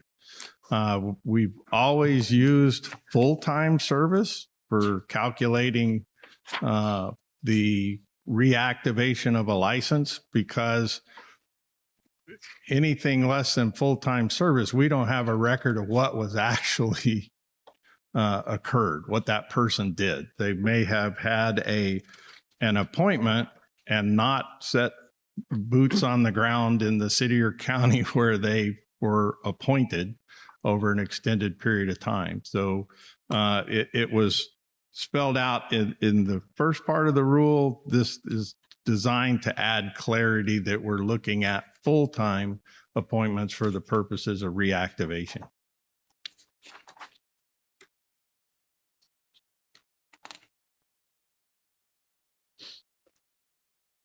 Madam Chair, I make a motion to approve, or excuse me,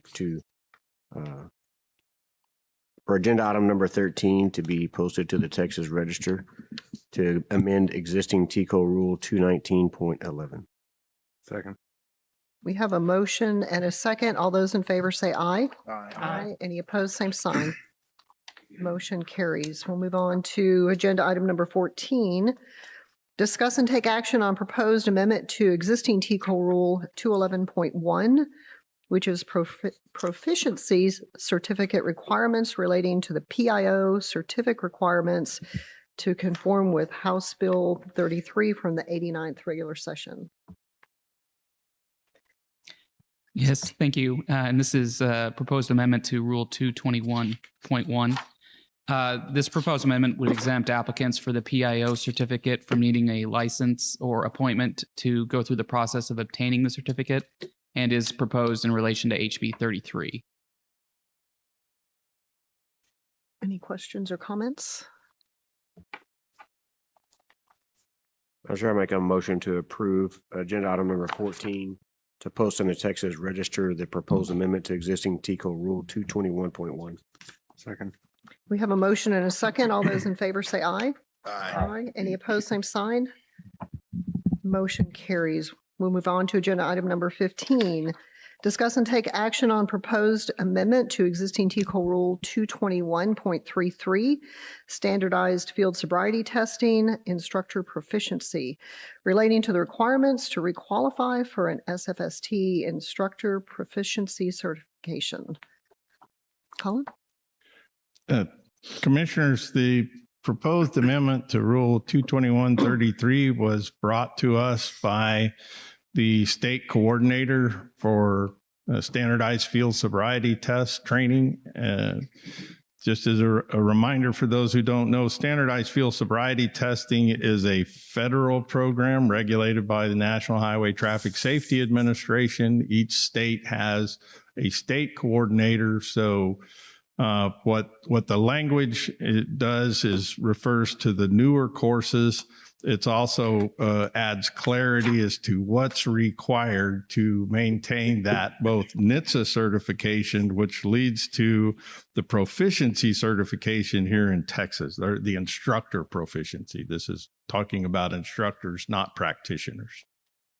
It also clarifies that someone must have this certification to teach the SFST in the basic peace officer course. There's been some argument somewhere about that, but we're adding the clarification that if you're teaching this in the BPOC, you must have the appropriate instructor certification to deliver the operator training or the end user training. Questions or comments? Madam Chair, I make a motion to approve to post agenda item number 15 to the Texas Register for the proposed amendment to existing TCOLE Rule 221.33. Second.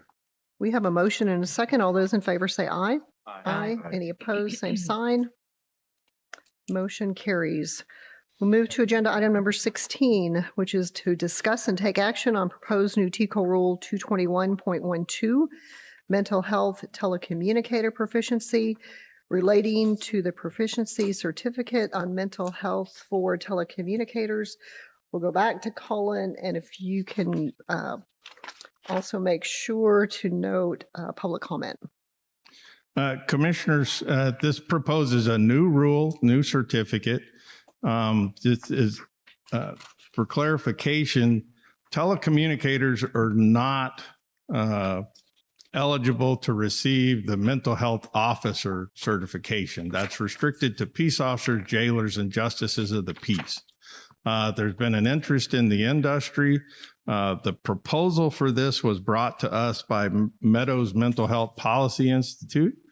They have a program for training, and so this gives telecommunicators an option for a proficiency certificate. It's not mandatory, but it does give them an option to kind of mirrors the mental health officer course. So it is an increase in availability both of mental health first responder training for the first responders, the ones who actually answer the calls, allowing them hopefully to de-escalate, to work on what the appropriate responses are to calls by diagnosing them on the front end with the telecommunicator. So I think this will be a popular proficiency certificate.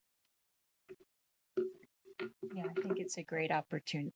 I think it's a great opportunity for our telecommunicators. So I'm happy that we have brought this along.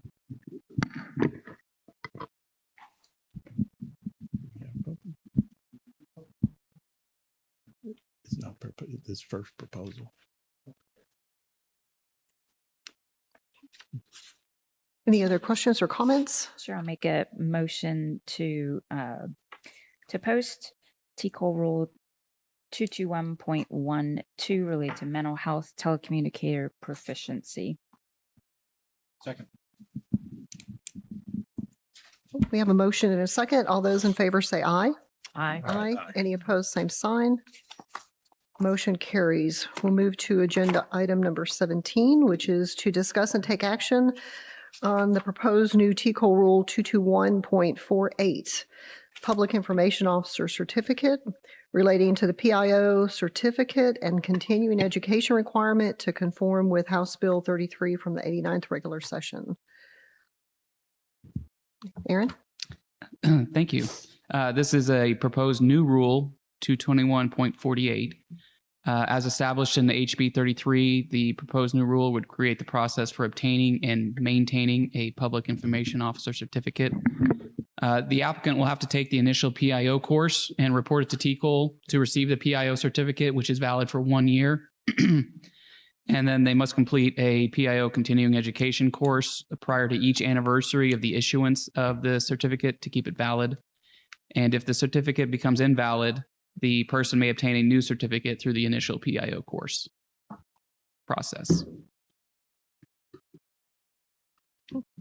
Any questions or comments?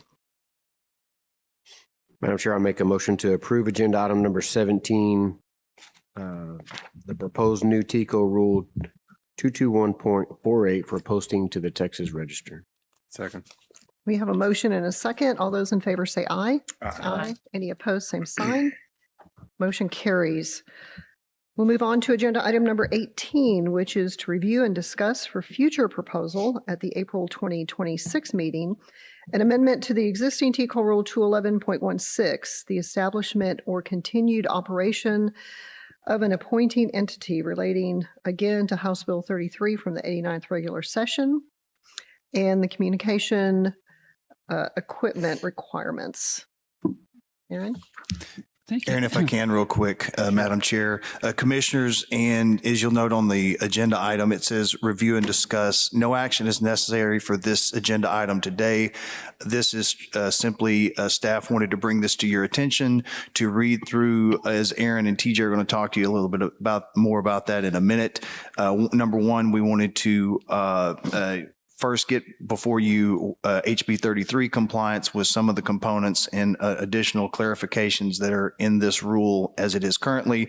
But more importantly, we're going to bring this back to you in April for first reading and potential proposal in the Texas Register for the definition of public benefit, the procedures, policies. I think going back earlier to the executive director's report earlier, what we intend to do when we bring this back to you in a more robust, more clarified, and more extensive rule defining public benefit and what it is and what it isn't, is to further define and clarify what the requirements are for both the creation and the continued operation of a law enforcement agency. So again, this is for your review just to see, number one, the technical components of what we're going to be putting in there, but this will also be brought to you in April for a formal presentation in its first reading.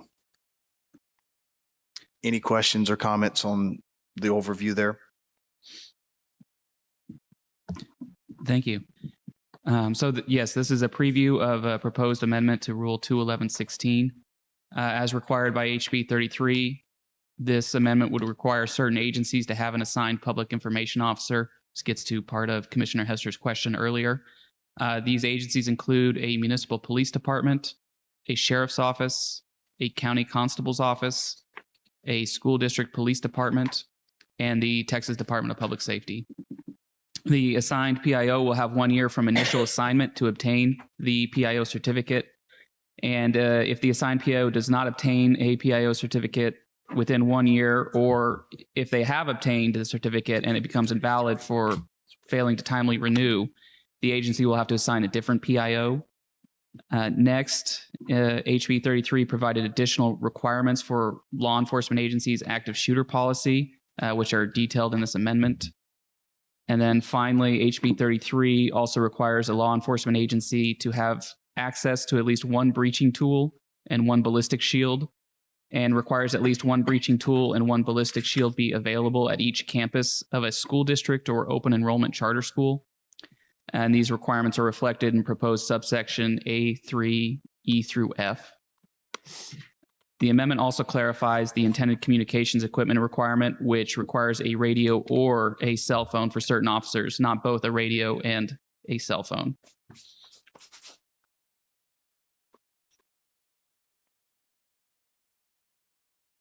Madam Chair.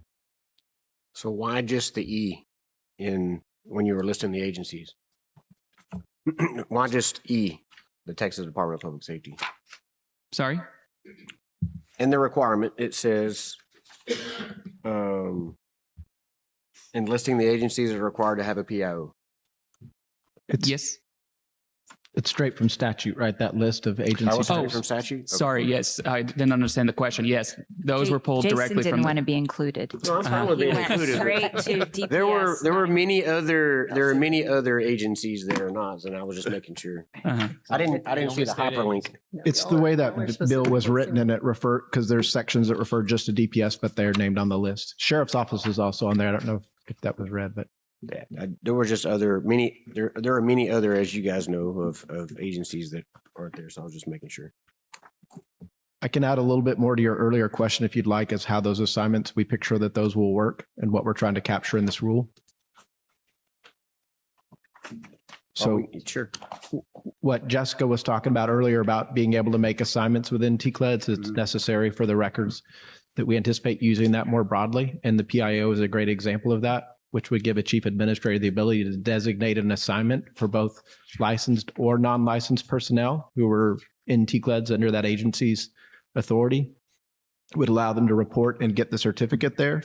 But for example, an agency could have 10 people that carry that certificate. If one of those goes inactive or doesn't complete the training, there are still 9 people that fulfill that requirement, but they're only required to have one person assigned in that capacity.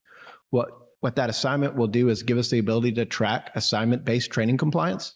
So if that person does not complete the training requirements and the certificate expires, we could remove their assignment status and then confirm that the agency is still in compliance. They have at least one person meeting that requirement. And if they don't, then we can notify the agency. We just don't have the ability to see that now, but that's all coming in what they're building for the records database. So I guess a question for potentially both of y'all. I'm assuming that an agency could make multiple assignments per employee. So it's not limited to just one. Okay.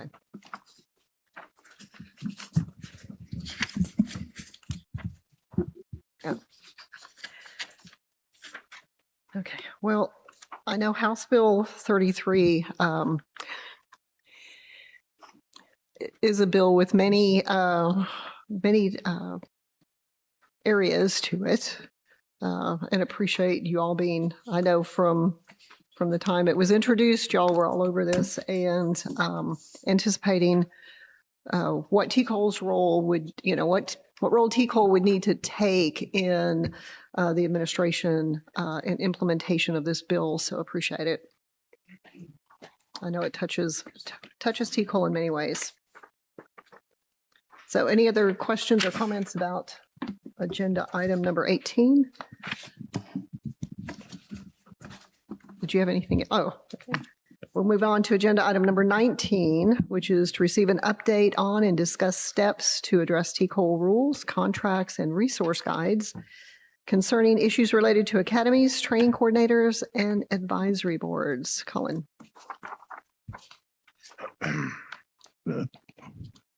Presiding Officer Lamo, at the Nacogdoches meeting, you had requested that we bring back an agenda item to discuss those topics listed in agenda item number 19. Some of them we've already spoken to in terms of where we are with building the training compliance agent team.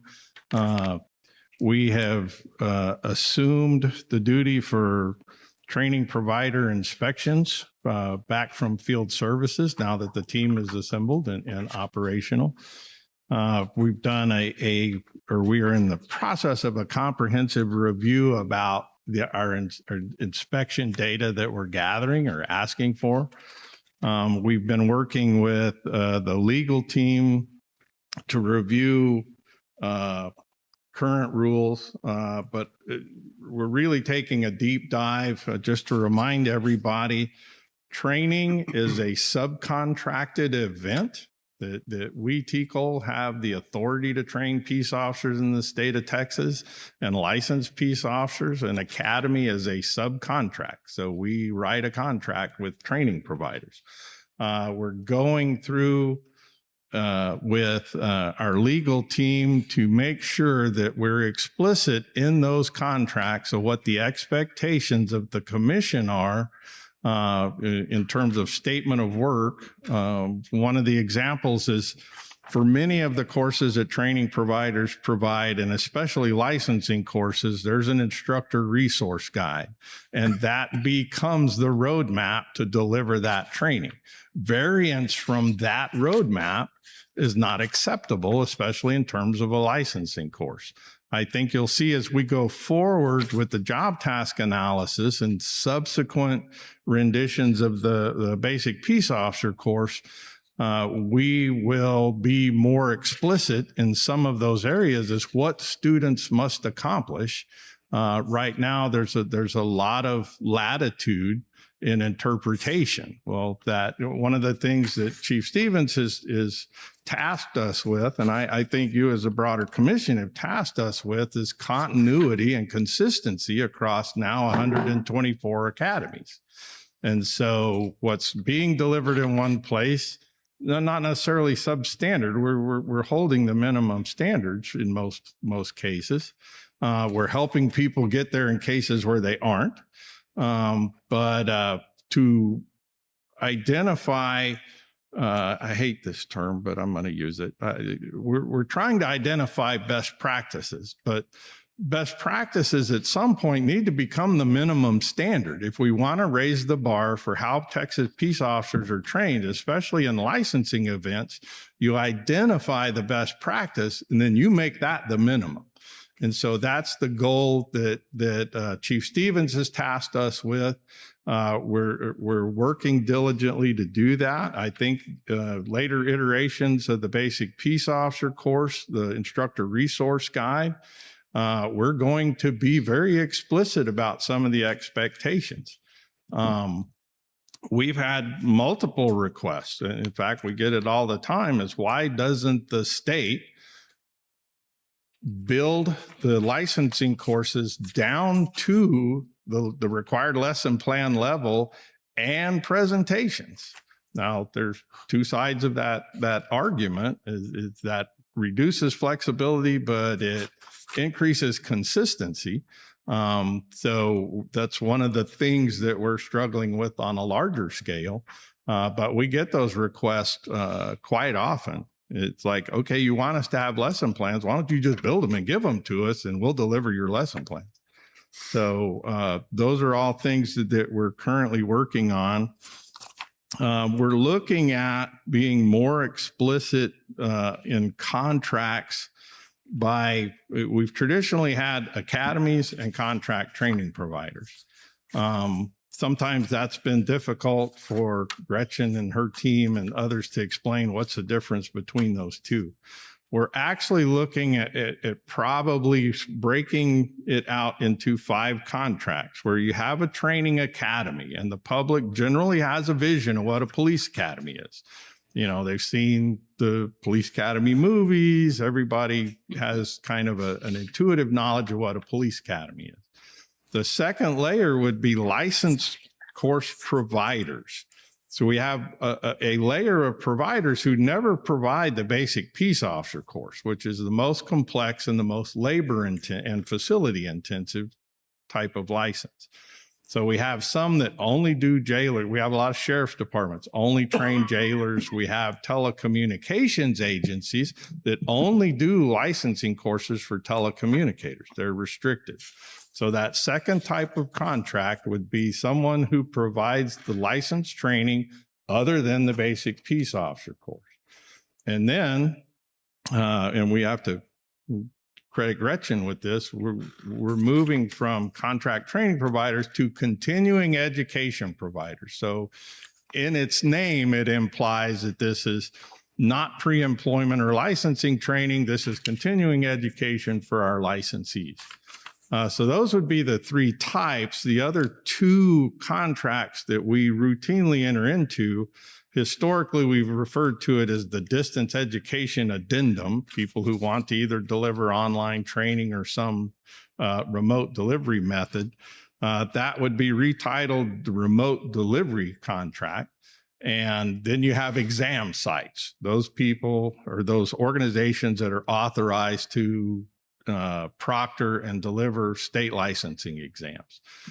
Someone might have 3 of those contracts, or an organization might have 3 of those contracts. If they're doing rock star behavior on 2, but the third one is you know, they're not proctoring exams right, we could suspend or take one contract away without an impact on the other 2. So they would continue to do what they're good at. We would restrict what they're not doing as well at, and we could do that with relative ease. So that's on the radar. Again, I talked about the job task analysis will probably lead certainly to a mass revision, if not a rewrite of the basic peace officer course. The outcome of that will inform the way we inspect and regulate academies. So it's a process, but we are working, and I am open to any questions you have. He answered most of the ones I had in my head already. So. I think it's a good way forward. Okay. Appreciate the update.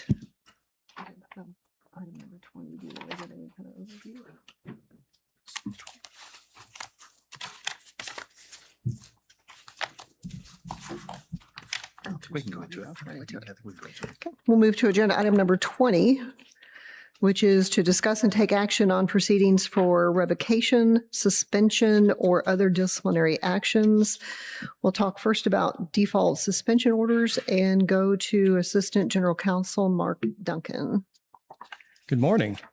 I'll be summarizing our default disciplinary actions. We'll vote on these one at a time. These are the licensees who received our notice of discipline and did not respond. First, we have Mackenzie Balderrama of La Mesa PD. Telecommunicator Balderrama was placed on community supervision for a Class B DWI in July of 2025. Executive Director is seeking a 10-year suspension of her license for your consideration.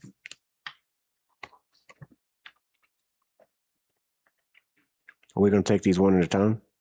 You want to do them together? Okay. We can do them all at once. I was doing what we did last time, but We have Quentin Bowes of Rockwell County Sheriff's Office. Bowes had another jailer complete his field training officer course for TCOLE training credit, thus causing a false report to the commission. Executive Director is seeking a 2-year suspension of his license. Glenn Davis of the Bell County Sheriff's Office was placed on community supervision for Class B DWI in June of 2025. We're seeking a 10-year suspension on Davis. Richard DeArmas of Rockwell County Sheriff's Office instructed a jailer under his command to complete the FTO examination on another jailer's behalf, thus causing a false report to the commission. We are recommending a 2-year suspension in that case. Cody Hajek of the Dallas Area Rapid Transit was convicted of DWI with a BAC of 0.15 or more, a Class A misdemeanor.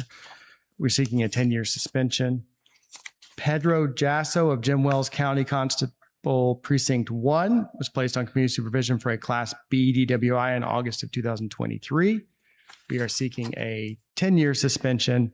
And Zachary Peterson of Collin County Sheriff's Office was placed on community supervision for Class B DWI in September of 2025, seeking a 10-year suspension in that one. For your vote. Madam Chair, I'll make a motion that we accept the default suspension orders for Mackenzie Balderman, Quentin Bowes, Glenn Davis, Richard DeArmas, Cody Hajek, Pedro Jasso, and Zachary Peterson. Second. We have a motion and a second. All those in favor say aye. Aye. Any opposed, same sign. Motion passes. Mark, would you continue on with the default revocation orders, please? I will. We have 2 default revocations. We've got Clifford Croft II from Tarrant County Sheriff's Office. Mr. Croft was placed on community supervision for assault causing bodily injury, family violence, a Class A misdemeanor. The Executive Director recommends revocation of respondent's license for the family violence offense. Then we have Jeremy Escalon of Breckenridge PD, who's placed on community supervision for assault, family violence, Class A misdemeanor. We are recommending revocation of the license for the family violence offense for your consideration. Madam Chair, I make a motion that we accept the default revocation orders for Clifford Croft and Jeremy Escalon. Second. We have a motion and a second. All those in favor say aye. Aye. Any opposed, same sign. Motion passes. We'll move to Assistant General Counsel Daniel Walker. If you will walk us through the agreed suspension waiver, please, sir. Thank you and good morning. Moving on to our agreed waivers. These are going to be the cases where we sent a petition to a respondent that had a waiver attached, and the respondents ultimately signed that waiver agreeing to the executive director's recommended disciplinary action contingent upon the votes today. Our agreed suspension waiver is for Aurelio Garza of the La Mesa Police Department.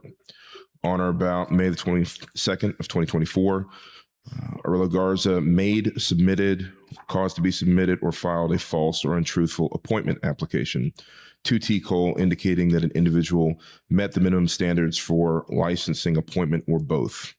We sought a 14-day suspension, and the respondent signed the suspension waiver conditionally accepting the suspension. We recommend acceptance of the agreed suspension. Okay, any questions or comments? Madam Chair, I make a motion we accept the agreed suspension waiver for Aurelio Garza. Second. We have a motion and a second. All those in favor say aye. Aye. Any opposed, same sign. Motion passes. Moving on to our agreed administrative penalties waiver. This is for the Brooks County Sheriff's Office.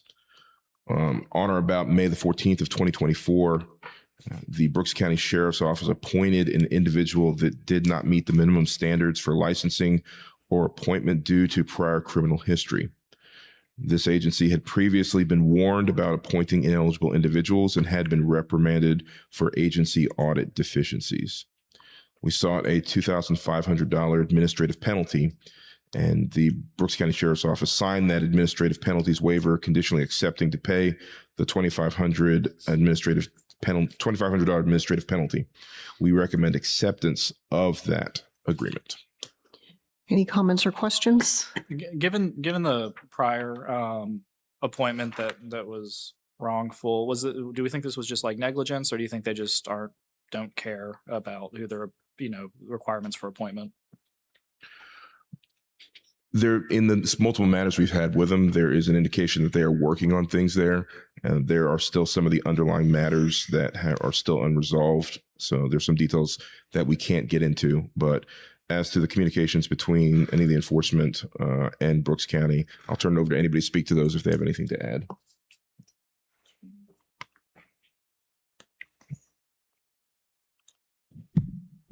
Just without going into case specifics, almost all of these cases we see are misinterpretation of criminal history, of out-of-state dispositions, of the impact of deferred adjudication. In other words, they look at a criminal history, see the case was dismissed, and they think they're clear for hire.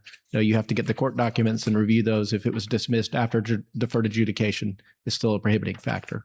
So when we have an enforcement case where we have a finding, almost always in the follow-up, we recommend that they do a full audit of the agency and understanding that anyone you hired before that, you're still going to be held accountable if we discover it later, because we've warned you now that you need to go back and review those. So that's why it escalates in cases like this. That might have even preceded that chief administrator's appointment, but he's responsible for it once we find one and tell them how to correct the problem. Okay, understood. Thanks. Madam Chair, I make a motion that we accept the agreed administrative penalties waiver for Brooks County. Second. We have a motion and a second. All those in favor say aye. Aye. Any opposed, same sign. Motion passes.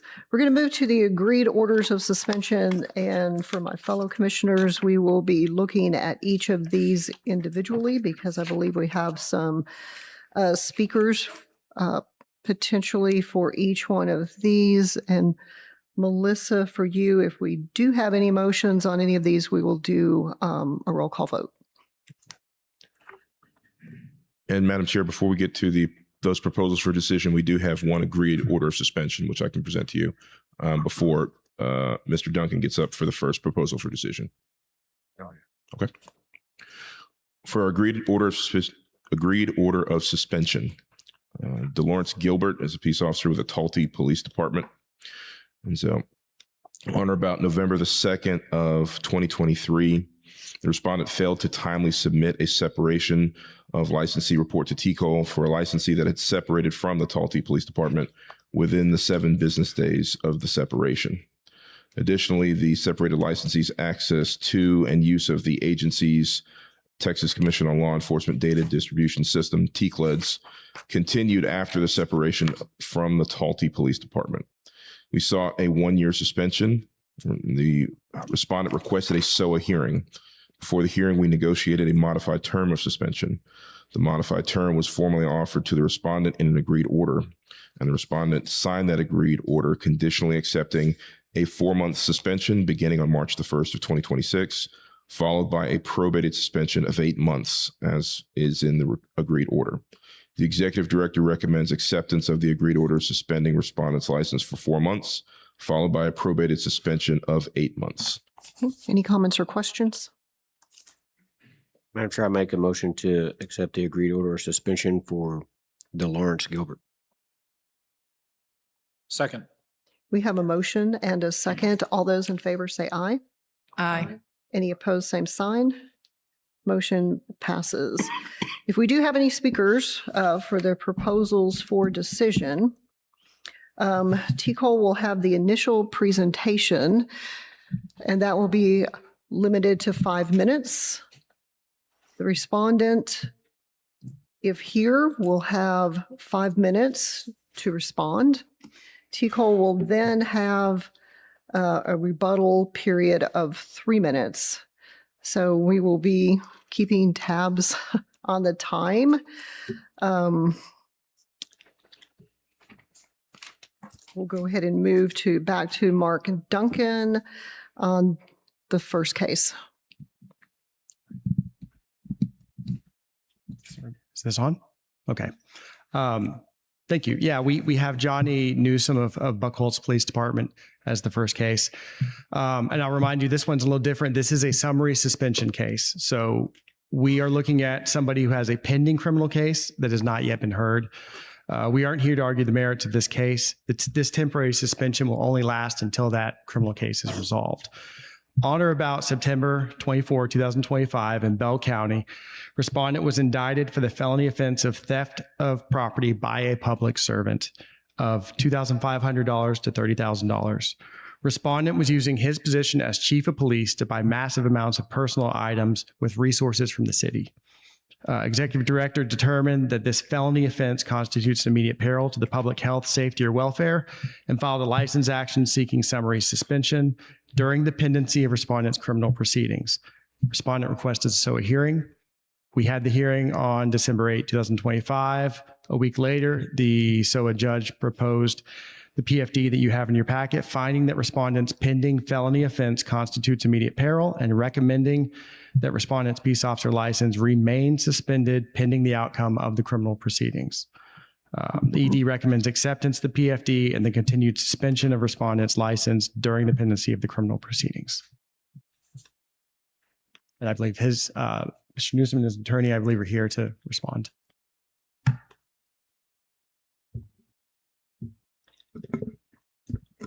Okay.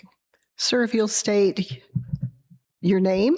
Oh, there you are. Sorry. Trying to figure out who's talking to me. If you'll state your name and also your relationship to the case, please. Yes, ma'am. My name is CJ Grisham. I am a civil rights and Second Amendment attorney and the attorney for Mr. Johnny Sean Newsom. Hey, Mr. Grisham, I'll give you a 1 minute warning too, just so you give a heads up right here. Okay. Thank you. Yeah, I was going to set a timer, but if you'll do that, I appreciate it. Thank you. Yeah. Ladies and gentlemen of the commission, first of all, thank you for this opportunity to represent my client. You know, I'm a retired federal agent myself. I am TCOLE certified retired peace officer. And I'm also a civil rights attorney with a website called ISueBadCops.com. If anybody wants bad cops punished and held accountable, it's this guy right here. I sue cops for a living, but I will defend with my life a good cop. Johnny Newsom is a good cop. These are very serious allegations against him. Make no mistake. I'm also a very libertarian-minded person when it comes to my tax dollars. I don't want a penny of my tax money wasted, and he's accused of stealing taxpayer money. I have no relationship to Mr. Newsom. I'm not a friend. I'm not a coworker. He came to me, I evaluated, and I said, this is wrong. He's been a police officer for 40 years, for over 40 years. And then he had 6 years of military service as well. No disciplinary problems on his record. He has passed all of his audits. Oh, and I also need to say for the record, I am speaking on behalf of him as his attorney, just for ethical rule purposes. All I can tell you right now is under 223.18, the Texas Administrative Code, there's a very important word in there that I want you all to focus on. You do not have to suspend him today. You don't. The rule says you may suspend the license. And that's what I'm asking you not to do, because the evidence in this case is going to show that we have a police chief in a small town of just a few officers who himself, my opinion, is very corrupt. The evidence is going to show that every single charge, and there might be something here and there, like $1 for a soda or something, but every single charge was approved by, and I can't prosecute his criminal case, and I'm not going to bring up all the evidence. But all I can do is tell you that what the evidence is going to show is that the allegations against him are baseless. And what's about to happen if we revoke his license is that bogus charges based on a political dispute where Mr. Newsom wanted to investigate literally the same thing he's been charged with, but was told not to by the mayor. That's what started this problem. And then everything changed. This is political in nature, not criminal in nature. The allegations are false. I believe strongly that he's going to be vindicated. And if we suspend his license, and by the way, I've also filed a motion for a speedy trial because I want this over with as quickly as possible as well. I filed a motion for a speedy trial. I'm trying to get this over with as quickly as possible. But right now, his whole job as the police chief, and by the way, he's the police chief in 2 different places. Interesting that he's charged with theft from one department, but not the other. Because of the mayor in this one department. And by the way, the current police chief in there is working with the Texas Rangers on charges against that mayor that's out making allegations against my client. The other thing I want to let you know, there's a previous mayor's statement that is going to be introduced into evidence if this goes to trial and it's not dismissed. 1 minute, CJ. Thank you. If it's not dismissed, that says, hey, he was authorized to make those purchases. Additionally, guess what? Throughout 2 years of this investigation, do you know how many times officers that were investigating this case spoke to Chief Newsom? 0. Not once did they go to him and ask him for his side of the story. And if you look at all the evidence, I know you can't, it's all based on what the mayor said. Oh, I didn't approve that. Oh, I didn't approve that. And we have evidence to the contrary. Please do not suspend his license. He's a good man. He's a good police chief. This is the guy we want every cop to emulate because he stands up to corrupt governments, and now he's being punished for it. Thank you for your time.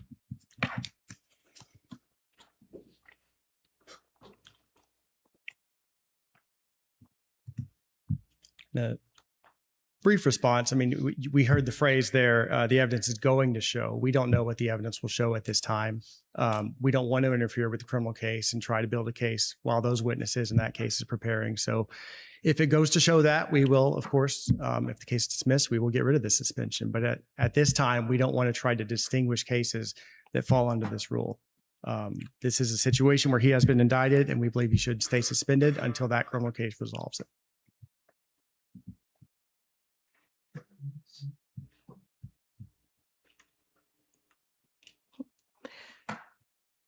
I'll ask the executive director if he has any comments.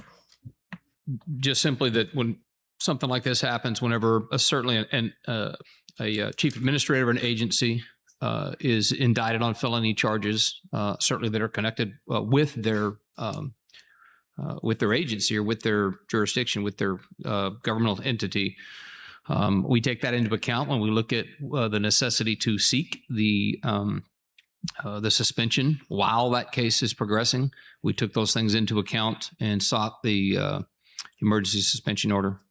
Those were certainly things that we took into account, and whether that person should continue to have their peace officer license active during the pendency of the criminal case. And taking all that into account and working with our general counsel and our legal team, we came to the decision to seek this suspension.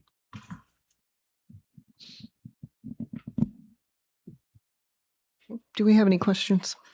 Just a few questions. So I looked at the exhibits, and there's a list of charges and amounts and providers. What exactly were the types of items that are at issue? Because there's usually, the entity purchased from, but not specifically an item listed that was purchased.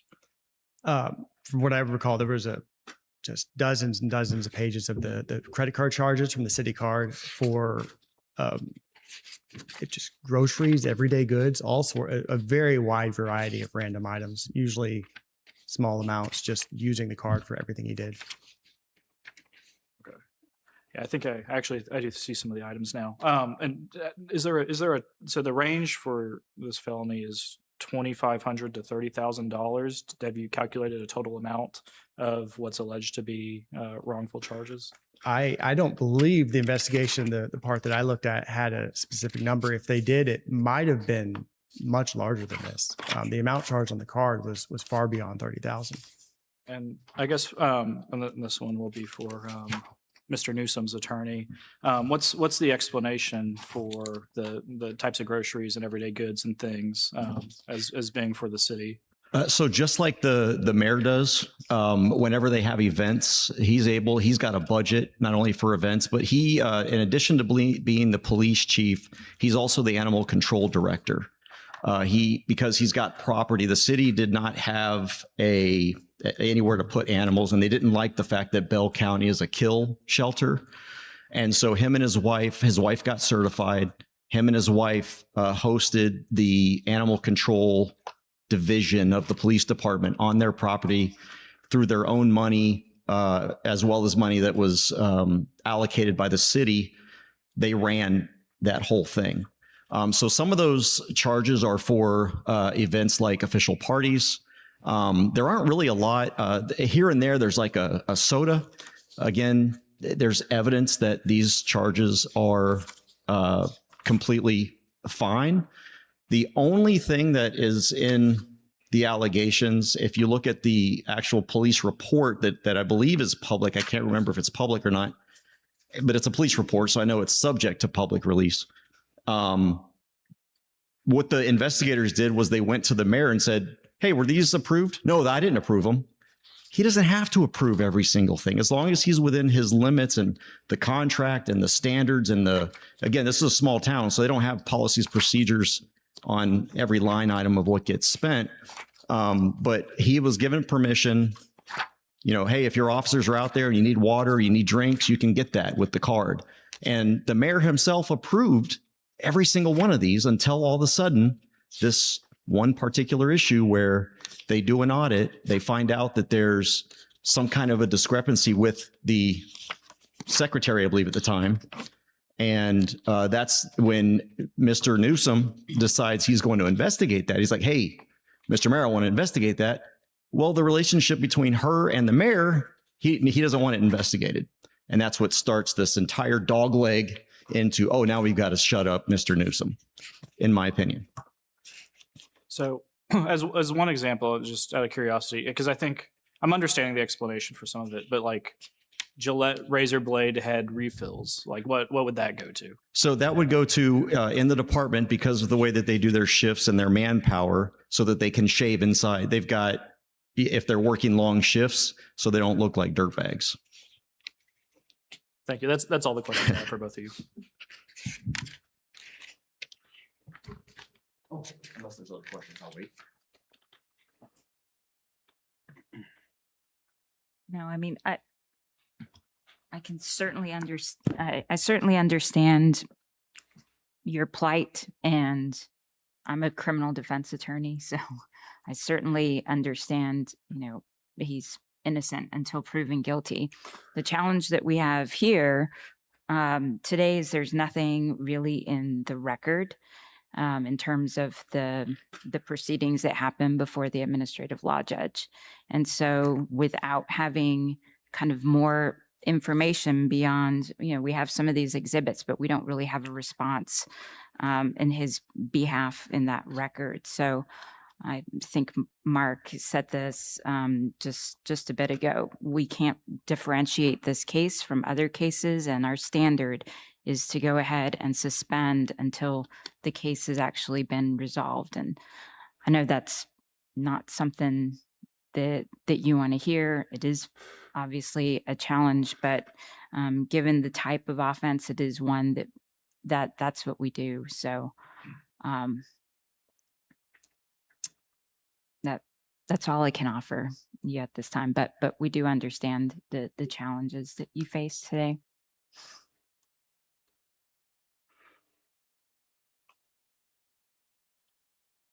In a comment to echo Commissioner Burris, one of the things that we've worked really hard to do is to be consistent in what we do and in the decisions that we do make, and we do have consistency in the area of suspending a license after a grand jury indictment.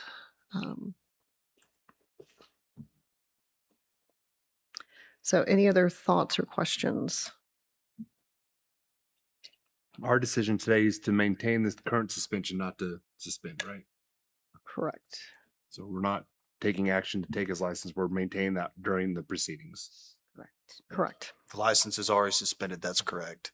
The PFD recommends that that license stay suspended pending the outcome of the criminal proceedings. Thank you.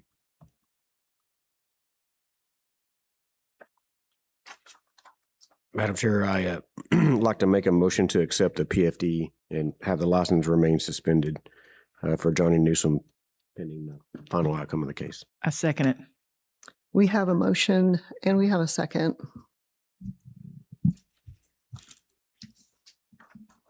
Commissioner Kim Lamo, Yes.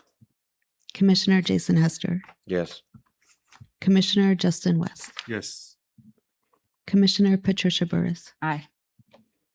Commissioner Janet Atkins, Aye. Commissioner Michael Griffiths, Aye. Commissioner Connor Harvey, Aye. Commissioner Sergio Sines. Aye. All voted in favor, motion passes.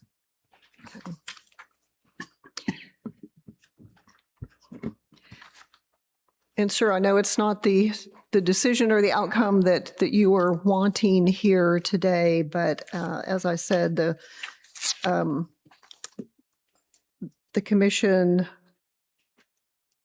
has worked hard to be consistent so that we are not showing favoritism in the decisions that we do make. So appreciate your time, do appreciate you coming before us today and giving your side of it. We do very much appreciate that. So thank you very much. We'll move on to the next, sir. Moving on to Kimberly Rios. Kimberly Rios, on March 3rd of 2024, had a series of bad decisions where she chose to take her own vehicle when she went out drinking. And although she secured a ride for her passenger to return home, she decided it was worth the risk to drive herself home. San Antonio Police Department observed her weaving within her lane, swerving outside of her lane, and speeding on the interstate. She was pulled over and they observed the strong odor of intoxicants, and they saw that she was swaying, hesitant, unsure with her walking and balancing. She went on to fail the 3 standardized field sobriety tests and the 2 additional tests that were administered as well, the alphabet and the reverse count. And she gave a breath sample and it came back at a 0.141. She was arrested for driving while intoxicated and was charged with that count of DWI. And she ultimately pled through the plea that was afforded to her under how Bexar County has structured it to obstructing a highway or other passageway due to operating a motor vehicle while intoxicated. So after review of this case, the executive director sought to suspend the respondent's peace officer's license for 10 years. Based upon that conviction, she requested a hearing at the State Office of Administrative Hearings. And after the hearing, the ALJ issued a proposal for decision recommending a suspension of her peace officer license for a period of 2 years. The executive director disagreed with the ALJ's recommendation. Any mitigating evidence that was present and all that was presented failed to overcome the severity of the offense, and the alcohol-related driving offenses are grave. Because of her training, her responsibilities, and her knowledge of the dangers that were posed, and in light of the mitigating factors, the executive director recommends that the commission change the conclusion of law number 7 in the proposal for decision, as demonstrated in the proposed order of suspension, to suspend her peace officer license for 3 years, followed by 7 years of a probated suspension. The respondent was provided the opportunity to respond and provided the opportunity to be present. They were contacted, her and her counsel, and I will be open to any questions, but I don't believe that they have arrived. Okay. Do we have anyone here to speak regarding this case?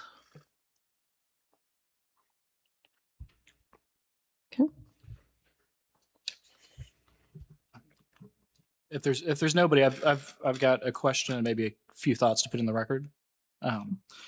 So in 2 places, in respondents, I guess, what would you call it? What the filing with the commission, telling us to accept the ALJ's recommendation. Yes. Section 6 being one of them, and then I think in their introduction they say if we don't identify, the commission, I guess, you don't identify any legal or factual error, then we should accept, then we're required to accept the ALJ's proposal, which I don't think is right. They don't cite any authority for that, but can you clarify that? No, I don't agree, and there's nothing that says that you were forced to accept the proposal in those circumstances. And that's what I think too, especially given that these are discretionary factors. And then this isn't a question. Commissioner Harvey, if I may, I'd like to go off of what Dan said there as well. And I think Dan did a good job in his proposed order there as well.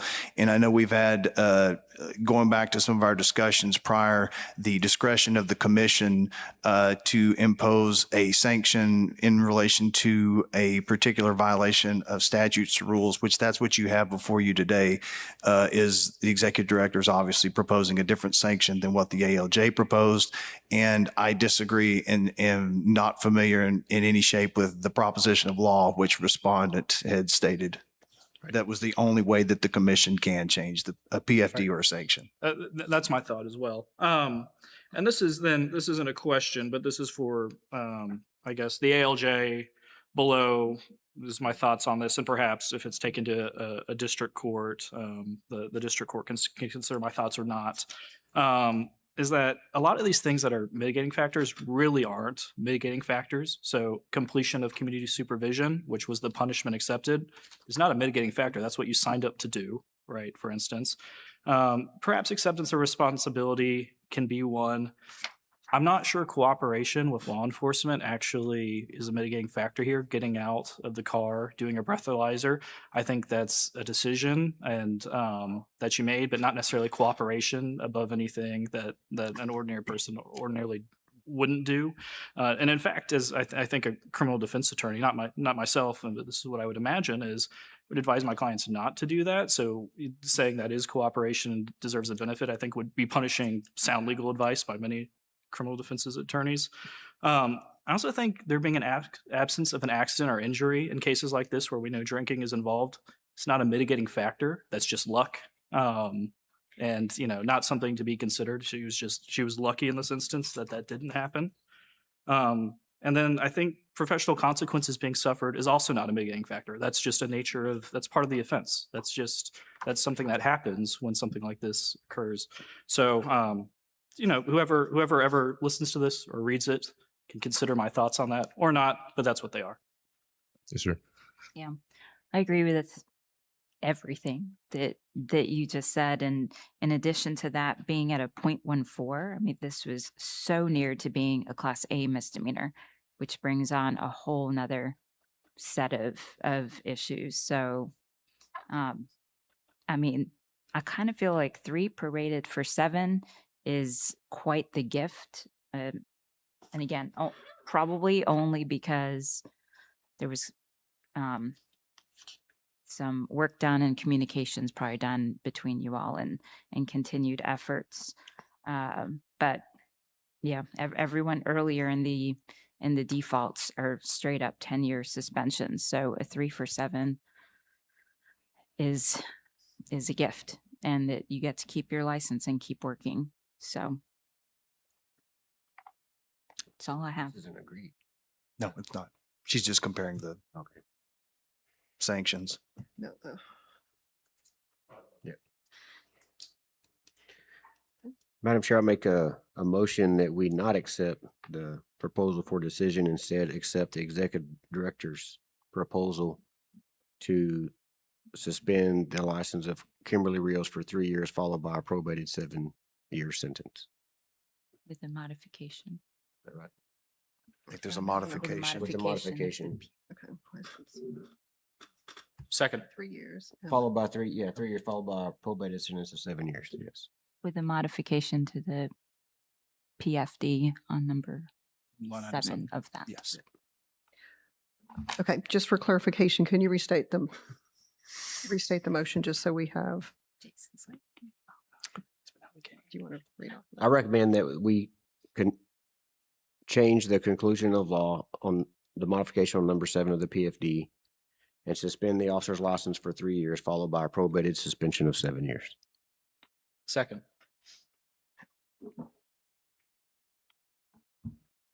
We have a motion and we have a second.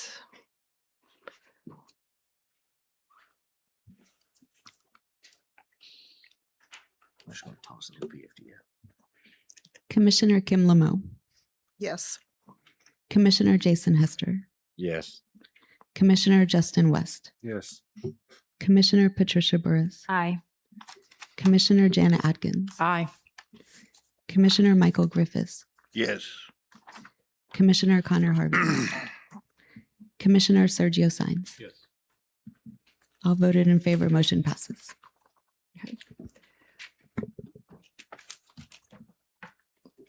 Yes. And as Melissa stated, the motion does pass, so. I presume we don't have anybody here for John Rozelle III. The counsel for Rozelle indicated they had a conflict today. Obviously, the agendas get done well in advance. So we can move this to the April meeting and we'll have that hearing, that argument in April. Any issue, comment, or question with that? We'll hear it in April. Thank you very much. A comment that I wanted to make is, as I was going through this, again, I want to commend the executive director, also our general counsel, and the legal team. I personally very much appreciated the consistency that I saw throughout the recommendations, and I think that it's something to me that's very powerful. It lays the foundation. We are being consistent, and hopefully that, while it may not always be what people want or not the outcome that people want, my personal belief is that lends to the credibility of the commission, but also the fairness of the commission to be consistent and not show any type of favoritism to a particular individual or region or type of law enforcement agency or type of licensee. So I do appreciate it. I made notes, throughout the various areas, and it was probably one of the most consistent readings that I've seen. So very much appreciate your work in that. So we will got to get back on track here. We will go back to Assistant General Counsel Daniel Walker to walk us through for information only.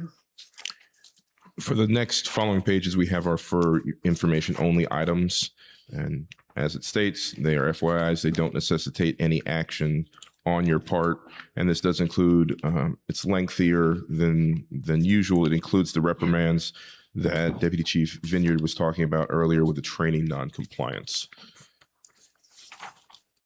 Are there any questions on those? Do we have any questions for Daniel? Okay. We will move to agenda item number 21, which is to receive public comment on any topic, understanding that we cannot take action on that public comment. Do we have anyone that wishes to come forward and speak? Okay. And I know both of y'all have filled out the cards. Are you okay if I amend these to show also that you're speaking for agenda item? You listed agenda item number 20. Yes, ma'am. But I'm speaking on my personal behalf, not as a representative. Okay. And I think I messed that up on my form because I believe I put on there that I represent, but that's because I didn't realize I was already going to be speaking prior to that. Because we're not going to talk about the case again. No. Okay. Oh, yeah. So I'm going to amend your form and put and 22. Are you okay with that, sir? Or I wish 21, to you mean? speak on agenda item number, agenda item number 20 and 21. Yes, ma'am. Okay. And I'm going to initial it. And if I could And- get and that, if you is it 3 minutes or 5? On this, you have 3 minutes. Okay. And if you can again state your name for the record. Yes, ma'am. So again, my name is CJ Grisham and here on my own behalf. So first, I did want to say that I honor and respect the decision that was made today. I also want to say that working with opposing counsel, they're very professional. I've had a good working relationship with them. I have concerns as a private citizen, though, with the decision that was made and the reasons for it. I heard a lot of words about consistency, consistency, consistency. This is the way we've always done it. This is how we've always handled these types of cases. So then I ask you, what's the point? Why even come here? If every single person charged in the exact same way is going to be treated the exact same way, regardless of the underlying circumstances, what is the point of coming here? What is the point of arguing for my client if it's already going to be a pre-gone conclusion? Well, CJ, we've always done it this way, so this is the way we're going to continue doing it. I would argue that that's not really a very good way to sort of handle these. I really think, because if that is the case, then the law should be written as shall, not may. Because that word may gives you the ability to determine, okay, you know, a lot of times we do it this way, but in this particular case, we probably need to think differently. That's not discrimination. That's taking every case on a case-by-case basis. And what I think you've done today, with respect, is that you've taken away Johnny Sean Newsom and replaced it with defendant. Nameless, faceless, person on a piece of paper with no underlying need to evaluate each and every decision. I would just ask that in the future, because obviously your decision has been made, I respect that. But the basis of the decision that this is just how we handle these kinds of cases, I don't even know why I drove down here. If that was going to be a foregone conclusion and nothing I said was going to matter because this is what he's charged with, why even bother to take time? I have other cases I could have been working on. He's not paying me to be here right now. Just please think about that.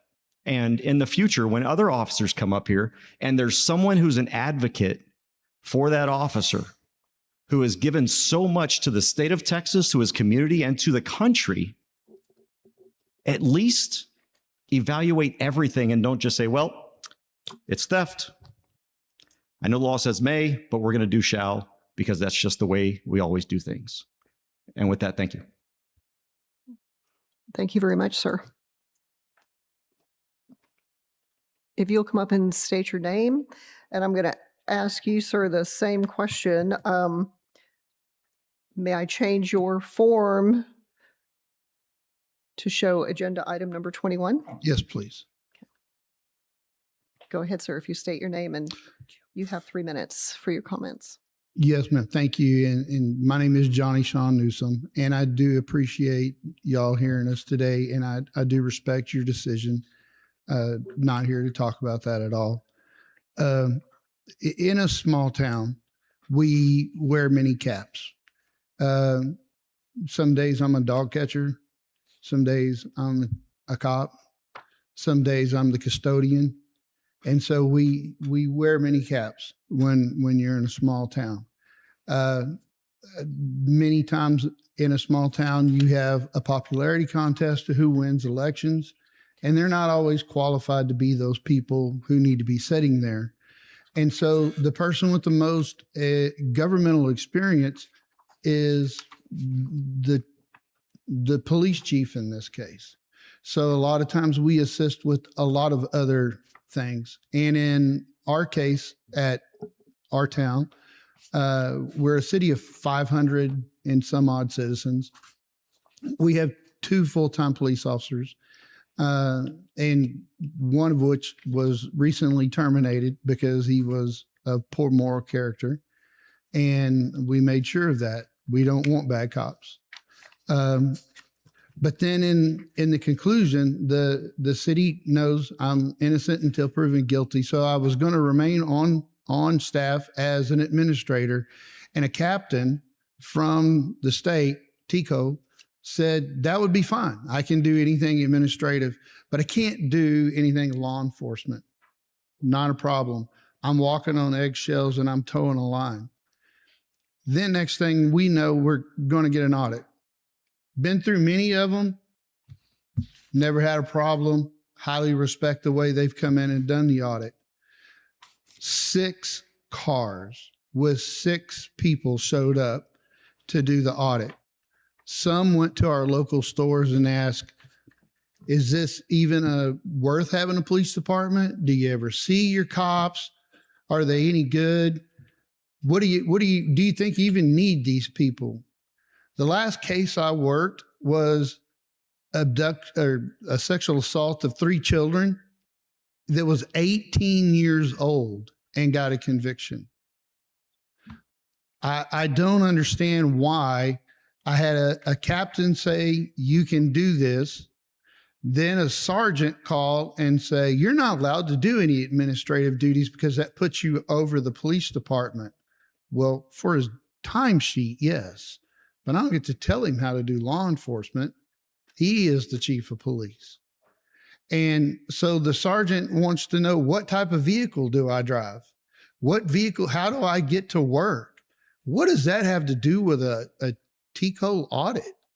And now on the 27th of this month, TCOLE has requested a special meeting with our council and committed coercion by telling our mayor, you're going to be fined or you can get rid of your police department. So I agree, consistency is very important. But I don't think a town of 500 with 2 cops needed 6 people to show up to do the job. And I also don't believe that they needed to be coercing our mayor into talking him into getting rid of his police department. And I don't understand why we're going to have an executive session with TCOLE in order to decide these factors. These are supposed to be open up front, and they are supposed to help us to do everything we can to follow every rule that y'all make. And that's what we want to do. But now I'll tell you, I've talked to hundreds of chiefs of police, and it's well known and thought in our community that small towns are not liked by the commission and reserves are not liked by the commission. Perception is reality. And I think what they did and are doing to the community now, irregardless of what happens to me, is wrong. It needs to be looked at, and it sure needs to be revamped.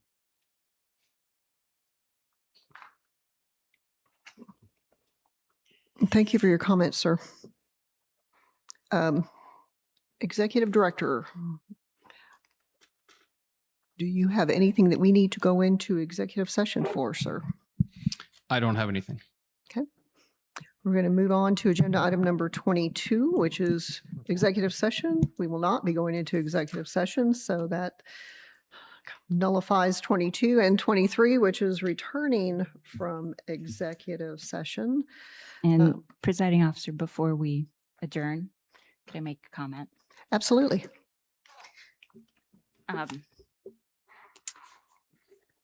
Thank you, staff, and a couple friends here for hanging on till the end of the meeting today. I just wanted to take the opportunity to let everyone know that this marks my last meeting as a commissioner for TCOLE. And after nearly 11 and a half years of service, it is certainly hard to put into words what this role has meant to me. For those of you who haven't been around with us this whole time, I was first appointed by Governor Rick Perry and had the honor of being reappointed several times by Governor Abbott and with confirmation, obviously, by the Senate. And that trust has been one of the great privileges of my professional life. Over the past decade plus, I've had the opportunity to witness and be a small part of the meaningful progress in law enforcement across our state. And I am especially proud of the work that we have done to expand training and resources surrounding mental health, both for community that our officers serve and for our officers themselves. And thank you, Kim, for earlier making note of that. Recognizing the importance of mental health and embedding it more deeply into our standards and training will have a lasting impact for years to come. And I'm excited to see everything we're going to bring and that the rest of you will bring once I'm gone. I'm also grateful to have served on the search committee that selected our current executive director. Choosing the right leadership for this agency was one of the most important responsibilities that we have undertaken, and I'm confident the commission is in capable hands moving forward. We've navigated significant challenges together, including back-to-back sunset review sessions.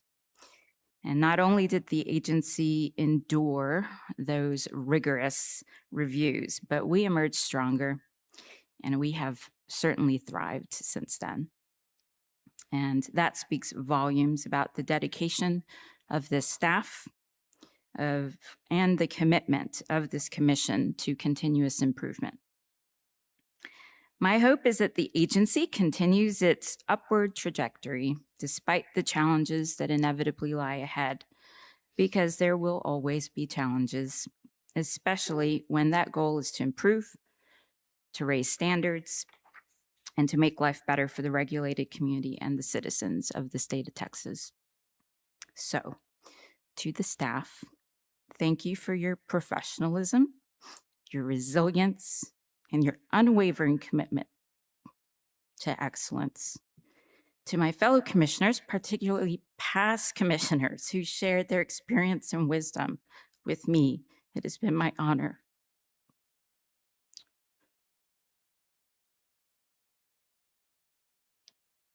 It's been my honor to serve alongside you.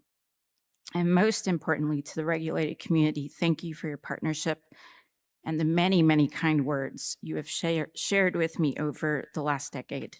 Serving you has been the greatest privilege of all. Thanks.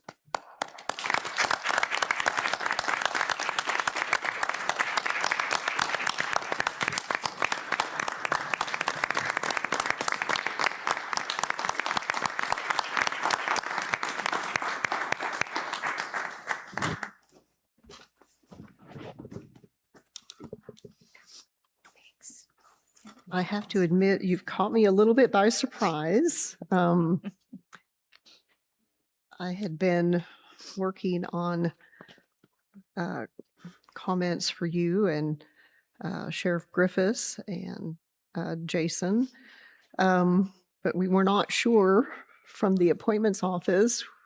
We were not sure whether this would be the final meeting or if there was one more to come. Well, it's my last.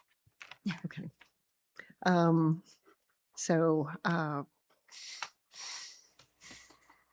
anyway, I think I can speak for the fellow commissioners. Thank you for your service, for what you have brought to the commission, for being part of, I think, the many challenges, but also the many incredible changes that we've had the honor and opportunity to be a part of for a variety of reasons.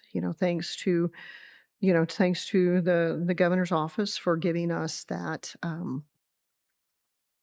for that flexibility, and for also for our appointments, but also for the legislators, and as you said, to the amazing staff.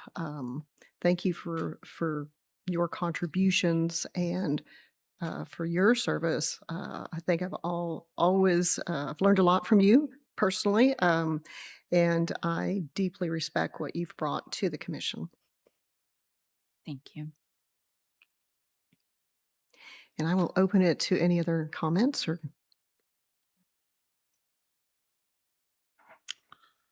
Well, I don't know if it's my last meeting or not. But Are you going to let the governor decide that, sir?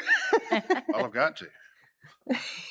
Anyway, the staff, y'all are all incredible. It has. Just short time I've been here, 26 years. I had darker hair then. Brief. And yeah, and about 50 pounds lighter. But That's all right. But y'all have, Chief, y'all have, you're all amazing. I mean, it's amazing the work you do.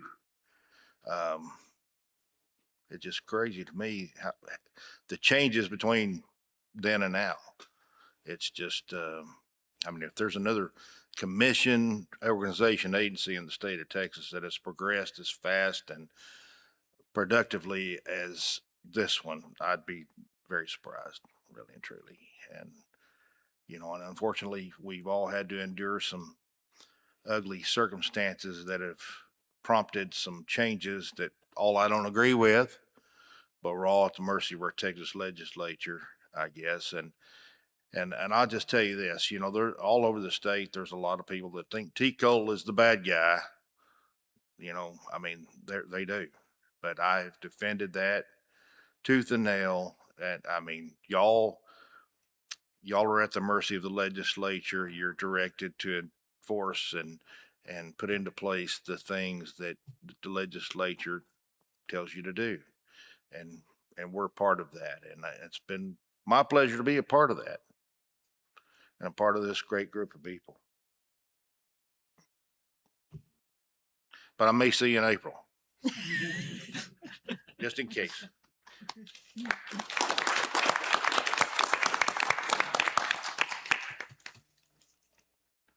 I feel like there has to be something now. I'd make a motion to, I'm just kidding. I'm hoping to still be here in April. I don't know when the, when things will come out, but to all of my commissioners, a lot like Patricia, I was appointed by Governor Perry 12 years ago and reappointed by Abbott. And so it's just been great. We've come a long ways. We got a great team going. You guys are doing exceptional work. The commission is in the right path, and we leave it to the no longer going to be freshmen on the commission. You guys are carrying on the torch for us that have been here for a while, but we're not far. We're still invested in the community and in law enforcement, and I'm just super happy with how things have come very far and seeing this agency grow and to be just a little bit part of it, because the people are the one that make it work. And so to the staff that are out there, thank you very much for all that you've done. And my apologies for sometimes wearing you out on my questions and trying to get things, trying to learn and educate me as well. Apology accepted. This guy's got to keep me in line. He's sitting next to me. So hopefully we'll be able to do something, but I don't have anything. Yeah. Well, I guess at the risk of speaking for the governor's office, I think that they very much recognize the perspectives and the expertise and the contributions that you've brought and made to the commission. And I think that, to be real honest, I think that they were a little bit nervous with this round of, you know, having three very experienced commissioners.